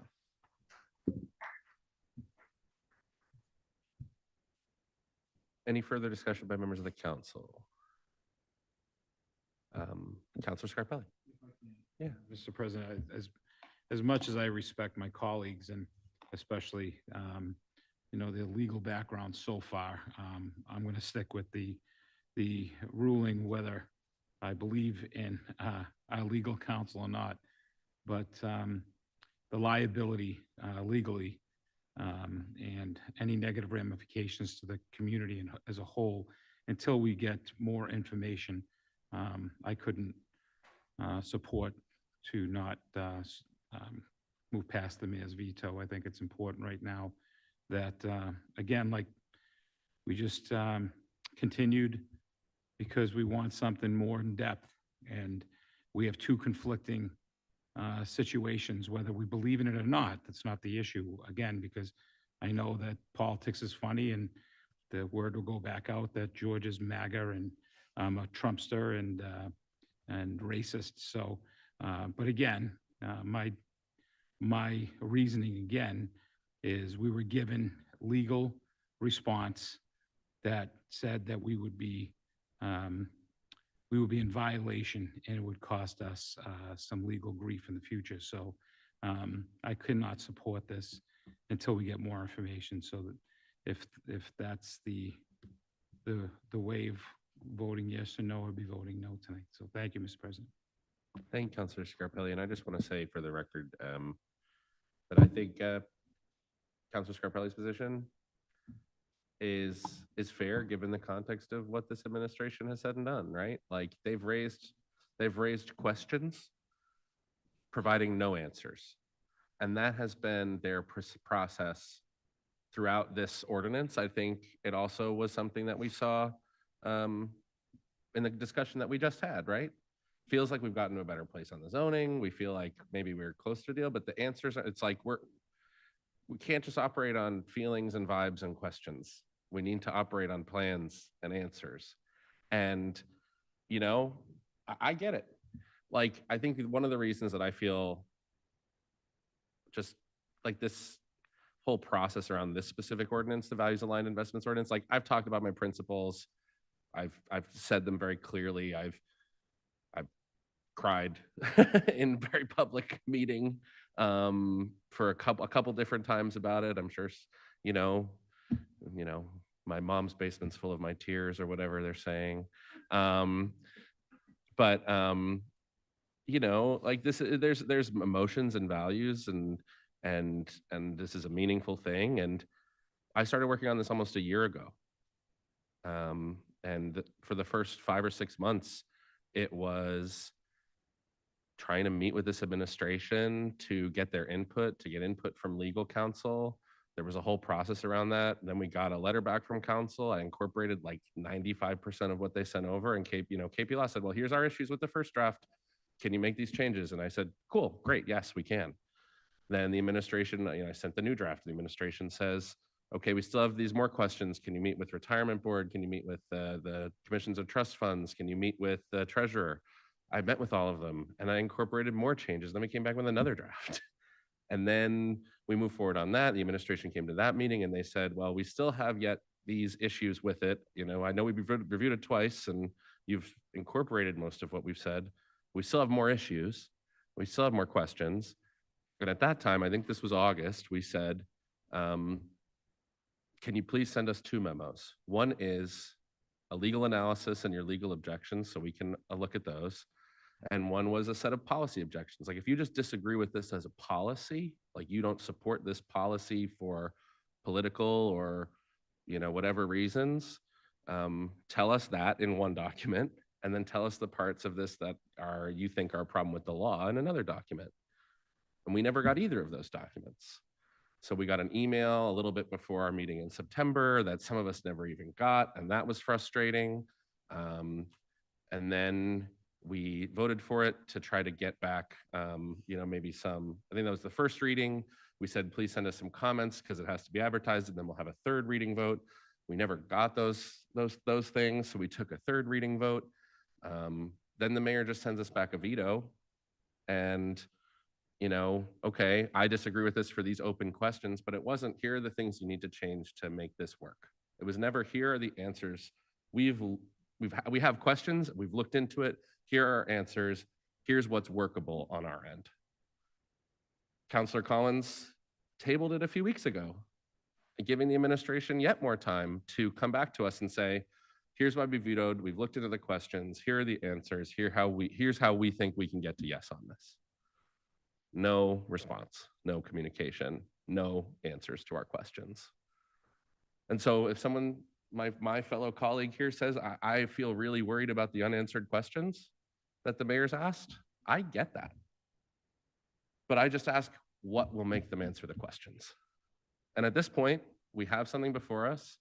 We put it into the law. If they're really worried about it, now they'll just have to finally send us the memo we asked for 3 months ago that says these are the things that we think are wrong and we think should be changed. Because now it's an amendment to an ordinance. And the only way that you can do that is by writing an ordinance and writing language. So, you know, I wish that wasn't the process. I wish the last 10 months could have been 4 months and they could have been collaborative, and like it wasn't the moving of the goalposts where, you know, every time we incorporate all the changes, it's still not enough. It wasn't that. That's not how the administration operates. It's not how they chose to operate on this. And, you know, it's just a lot of last minute stuff. So I get it. You know, I think one of the main reasons that I hear this administration is like, well, we're doing a lot of work and, you know, it feels like triage mode all the time because there's not enough people who work in this building. That's why I ran for office, right? But at a certain point, work has to get done. And if we're not gonna fix the zoning to raise the money, to hire more people, to make this building work better, and we're not going to actually spend less time on this by doing it right the first time instead of having time after time after time after time of moving the goalposts and doing the legal analysis, right? It's just like, you can call it penny wise, pound foolish. You could call it poor time management. You could call it being overwhelmed. Like there's a million different explanations, and I'm sure that the folks in the mayor's office have a really different feeling and interpretation about why it's hard to run this city than maybe we do. But at some point, something's got to give. And if these are serious questions that the administration wants to put the time into to tell us what they think the answers are, we will have an ordinance, and every ordinance can be amended, and we are here for that process. But I think too often we end up in this position where we feel like we have to do something we don't have to do, or we're asked to do something we don't have to do because we never got the answers that we asked for, or we didn't get the resources that we needed, or the funding wasn't appropriated, or the staff aren't there. I don't want to give a preview, but next week we're doing the tax classification hearing. Something we asked for in the budget was the staffing in the assessor's office so that we could really do a homeowner residential tax exemption. The funding was never appropriated, the staff were never hired, and we're going to get told next week that that's not possible to do. And I'm a lot more interested in building the city we know is possible than continuing to be the city of no. So I'm going to vote yes. Any further discussion by members of the council? Seeing none, is there discussion by members of the public on this matter? There are 2 hands on Zoom. If there's anyone at the podium, we'll go to the podium first. Name and address for the record. You'll have 3 minutes. Oh. Yes, podium first. 3 minutes starting now, and then we'll go to Zoom and back to podium. Micah Kesselman, 499 Main Street. And I am first going to say that I'm sort of here on behalf of the Medford for Palestine group that has been working and advocating for this ordinance, among other groups that have been advocating for it as well. And I am submitting, I don't know what the procedure is for this, but we've put together a rebuttal in response to the mayor's litany of incorrect and vacuous assertions and mischaracterizations of the ordinance and the process of drafting it, and explaining why it is in fact imminently practicable, and why we don't see any, now this is not being presented as like a legal opinion, but we don't see any legal risk with the ordinance at all based on what KP Law provided, that they such that they gave any sort of cogent legal analysis of why the ordinance would be in violation of state fiduciary investment law. It appears that they are misreading the plain language of the Mass General laws in that circumstance. And we just have to sort of assume and infer what they're trying to say because they didn't actually say anything. That wasn't just conclusory. So we took our best guess at what they were trying to say and put a response to it. So I'm submitting this to the City Council as, I don't know, evidence, record, whatever you want to call it. I will also say that, from my own personal perspective, again, this is another example of, and councilors, you have gone over this many times so far, this last few months, of the mayor's office acting in patently bad faith, not even attempting to provide the veneer of collaborative work and governance that is needed from someone, needed from an office in that position. And it is beyond frustrating that we are at this point where we have to constantly argue against this deluge of Gish Gallop nonsense to just get minimal basic things done that other cities have no problem getting done. It's crazy. And you know what? The last election showed that the city's sick of it. This is garbage. So, I'll just say that, the mayor's on a PIP and it isn't looking good for her for next year. So think about that.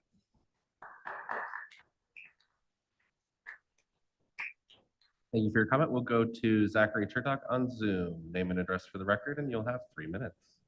Zachary Chertok, 5 Almond Street. The issue with this ordinance remains as from the first reading that the structure and language of the ordinance are where the problems lie, regardless of the intent of the ordinance. It is poorly engineered policy in its current form, as reviewed by financial policy, State Department, and legal experts, even from within my own network.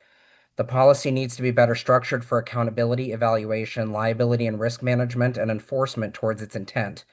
This is not about asking the council to be neutral, but to put the work in to engineer actionable policy that can be managed now and into the future for the city. The council has been asked to address very specific concerns, and what has been returned has been flyby revisions without in-depth action toward addressing very real concerns and liabilities. Expert review and draft revision was submitted to the council and made public and is on public record as such prior to the first reading, and the mayor's concerns along with those from KP Law further reinforce those concerns by the third reading, not to mention those presented from the city's finance team read aloud by Councilor Scarpelli at the time of the first reading. The problem lies with the poor engineering of the policy. It is the council's job to engineer the policy adequately in response to the critique and not to look for someone else to whom to pass the buck. I should also note that should the veto be overridden without addressing the real implications of the noted issues, the citizenry has further options to ensure that the policy is held to account. As for collaboration, this ordinance has not so reflected the stated effort by the council. Thank you. Thank you for your comment. We'll go back to the podium. Name and address for the record, please, and you'll have 3 minutes. Can you hear me? This is my first time doing this. You got Will it. Duffy, 4 First Street. I'll keep it brief. I'm super proud of this ordinance that the council wrote. As a resident, I felt like really represented when I heard about it being passed initially in June. I was extremely disappointed to hear that the mayor vetoed it. I called the mayor, I emailed the mayor, my wife emailed the mayor. Never really got a response from her.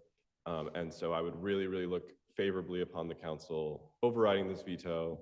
And I'm just really proud of our city council for writing it, passing it, and hopefully potentially overriding it tonight, overriding the veto part of it. Thank you. We have 2 folks who haven't spoken yet on Zoom. Is there anyone else in the chamber who hasn't spoken yet who'd like to speak? Ellen's just stretching. All right, we'll go to Munir Jabanis. Name and address for the record, please. You have 3 minutes. Munir Jamanis, I live at 3 Summit Road. I'm here to express my sincere appreciation of the work of the City Council, for the transparent work of the City Council, as opposed to the really opaque work of the administration. The tactics that the administration has used are very clear. That's the only thing that's transparent about it. So, and the last election showed that the majority of folks in Medford support this council because they support our values and they stand behind these values. So I fully appreciate your work, and I recommend that you override this veto. And I, at the same time, tried to get the mayor to communicate why she vetoed this, and I showed my sincere displeasure at her veto. Of course, I got silence. So I do urge each and every member of this council, to override this veto. Thank you. Thank you for your comment. We will go to Genesis Perez on Zoom. Genesis, name and address for the record. You'll have 3 minutes.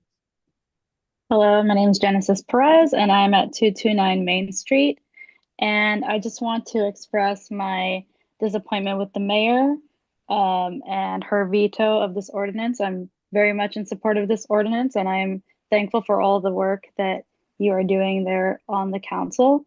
And yeah, I just wanted to show my support and gratitude to you all and urge you to all vote to override the veto. Thank you very much. Thank you for your comment. Is there anyone either in person or on Zoom who would like to speak on this who hasn't spoken yet? All right, seeing none, we'll go back to the podium. We have Micah for a minute. Micah Castleman, 499 Main Street. I just want to point out that even tonight we heard detractors talk, or a detractor talk about the ordinance. But if you listen to what they're saying beyond a lot of like fancy jargon and words, and I'm just a simple city council speaker. I don't have a network of financial experts at my beck and call to do analysis for me. It was empty, it was hollow, it was completely vapid. There was no specificity, no granularity, nothing actionable, nothing with focus, nothing that we could actually take and say, oh, that's what you think is actually wrong. And that's because every time these specifics get brought up, such as, oh, it wasn't amended between the first and third reading. What do you talk, like, it was amended between the first time it was introduced to chambers and when it was brought for a vote.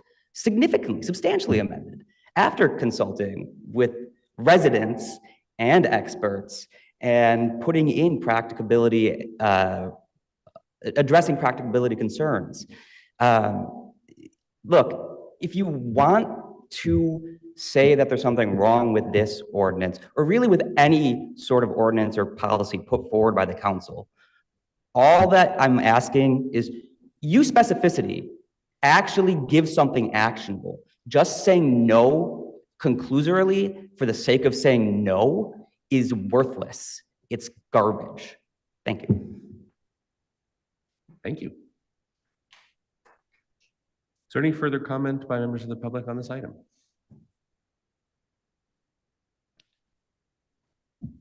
Seeing none, on the motion of Vice President Collins, seconded by Council Lazaro, to override the mayor's veto of the Values Aligned Local Investments Ordinance. Mr. Clerk, please call the roll.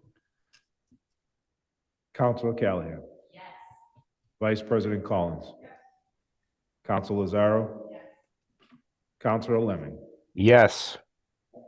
Councilor Scarpelli. No. Councilor Singh. Yes. President Beers. Yes, 6 in the affirmative, 1 in the negative. The motion passes. Veto overrides require 2/3 majority. 6-1 is higher than 2/3. All right, last agenda item, public participation. To participate outside of Zoom, please email Arlicio@medford-ma.gov. Is there anyone who'd like to speak for 3 minutes on an issue of import to them? Ellen, name and address for the record, please. You have 3 minutes. Ellen Epstein, 15 Grove Street. I just want to say how impressed and how proud I am of this city council. I feel, I don't have the right words to say it, but the amount of work and due diligence and patience and listening that you guys do in support of the things we all care about is I'm so grateful for it, and I'm so impressed by it, and I'm honored to have worked on most of your reelection campaigns, and the community has really spoken, and I hope you feel the love and support and appreciation that we feel for all of you. Thank you. Thank you. Name and address for the record, 3 minutes. Hey, it's me again. Micah Castleman, 499 Main Street. You're doing good tonight. I've been sworn once, been relatively kind. I am here yet again because another city council meeting has gone by and the mayor has continued to completely fail to protect citizens or acknowledge the threat to residents of the city that ICE and federal overreach poses in their flagrantly unlawful, illegal, unchecked behavior. Just a week ago, we saw in Fitchburg a man having a seizure and ripped out of his car while he was holding his child. And cops there, and the cop there was yelling at bystanders rather than doing anything to protect the people he was charged with protecting. Buck wild. What's even crazier to me, though, is that not even that the mayor's office hasn't done anything, but again, they continue to not even acknowledge that this is one of the biggest things harming our community right now. It's unacceptable. It's absolutely unacceptable. People are still being abducted from off the street. Children, citizens even, not that that actually matters. Like, their due process is being denied. Again and again, what they are doing has been found to be illegal. And the worst thing is that we could do something. The mayor could do something. Law enforcement here could try and do something, but they might have to step into ambiguous gray areas of law. But at the same time, what the hell is happening on the other side? If you cannot even risk a little bit of ambiguity to protect the residents of the city that you are charged to protect, then what's your point? What's the point of you? So I'm here again to rant about this. I will continue ranting about this. Like I said, the mayor's on a performance improvement plan. So, you know, this would be something that could show improvement. She wants a KPI to target. Protecting the residents of this city is one of them. Thank you. Thank you for your comment, and I do just want to note that, okay, I don't know. You know, we saw a video in Fitchburg when something that I woke up to last week was a video here. Someone on one of our streets. So, and just neighbors trying to talk to their other neighbors to see if they could figure out who this person was so they could try to tell this person's family. So it's here. I was really happy Wednesday morning, and another morning last week, I was feeling devastated and powerless and really wishing that, you know, some of the calls that this council has made for more action at this local level would be heeded and heard by our city government. So yeah, Councilor Callahan. Thank you. President Bears, you did steal my thunder. Last week, a resident that I have known for many, many years reached out to me early in the morning with a video that he had made himself of someone being abducted by ICE right outside his door. And upon seeing that they were being videoed, the ICE agents covered their faces with masks. The entire video was very disturbing to see.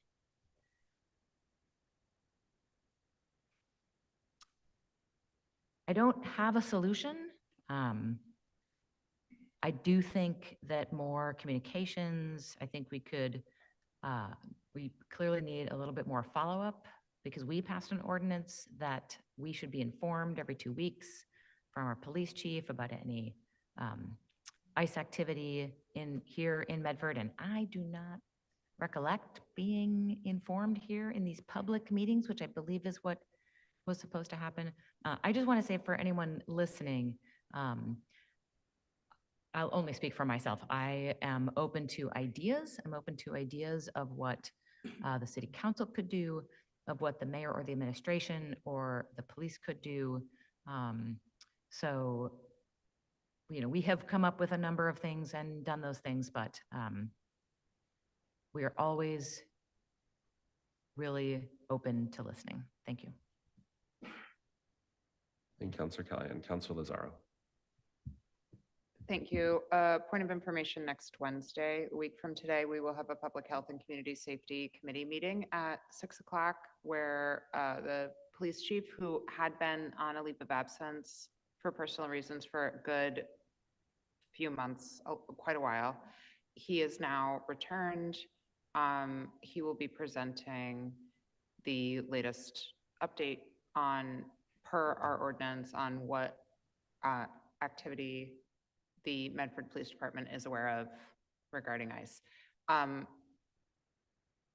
I look forward to getting more frequent updates, even if the report is we are not aware of ICE activity because we are not participating in ICE activity. The more dialogue we can have with our police department and accountability that we can maintain, the better. So that's coming up next week. And I do think that continuing dialogue with our permanent police chief is good. We had interim Chief Covino was great as well, but we weren't able to keep up that consistent communication. So I'm looking forward to Chief Buckley being back and being able to talk about that. I saw the video too. It's really horrible. It was a Medford resident. It's not, it's very unsettling.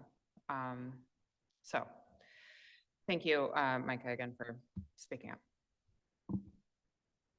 Thank you. Any further public comment? Andy? All right, there's no one on Zoom, so we'll go to you. Name and address for the record, please, and you'll have 3 minutes. Thank you very much. Castanetti, Cushion Street, East Medford, Mass. There's a lot of stuff going on here. I wouldn't want your job for all the tea in China. It's crazy. I guess it's the old adage is true. You cannot satisfy all the people, especially at one particular time. But anyways, first I should probably congratulations to you councilors on the re-election. I hope it was a good and fair election. Number 2, also special thanks to all the politician wannabes who ran. Keep the faith because our country needs you. Number 3, charter review also passed with term limits, but it would be better still if we term limited the Congress and the Senate and more in Washington, D.C., in our opinion. Was this meeting scheduled for Tuesday night, last night on the 11th, originally?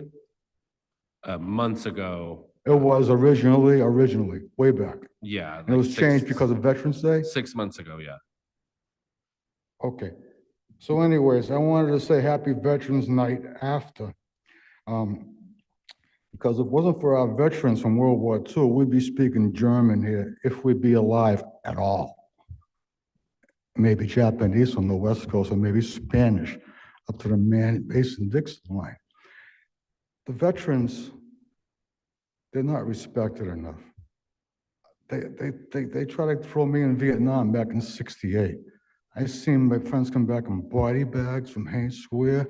Another one coming back missing an arm and a leg. He's still around, Mr. Messolino, Barry Park. And it's just horrible. Imagine if you walked a half mile in their shoes, what they did. They're not respected enough. So a thank you is not good enough, in my opinion. A heartfelt prayer is what I like to say to these soldiers. Please hear my prayer. Almighty God, creator of heaven, and earth, all sentient beings and more, please get me and all of us to be and do the best that we can, now, always, forever and ever, in our quest for eternal blissful peace. Amen. God help them wherever they are. And hooray, I think I've seen some holiday lights coming back from the VFW Veterans Party on Sunday night along the footbridge in the Mystic River. Hooray. Thank you for your comment.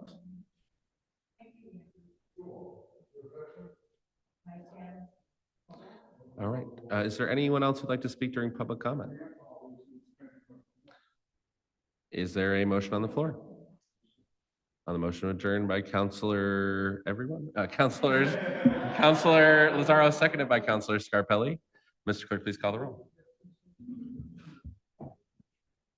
No, it got to me at the same time. Counselor Callahan. I got George and Vice President Collins. Counselor Lazaro. Counselor Lemming. Yes. Counselor Scarpelli. Counselor Singh. President Beers. yes, 7 in the affirmative, none in the negative. The motion passes and the meeting is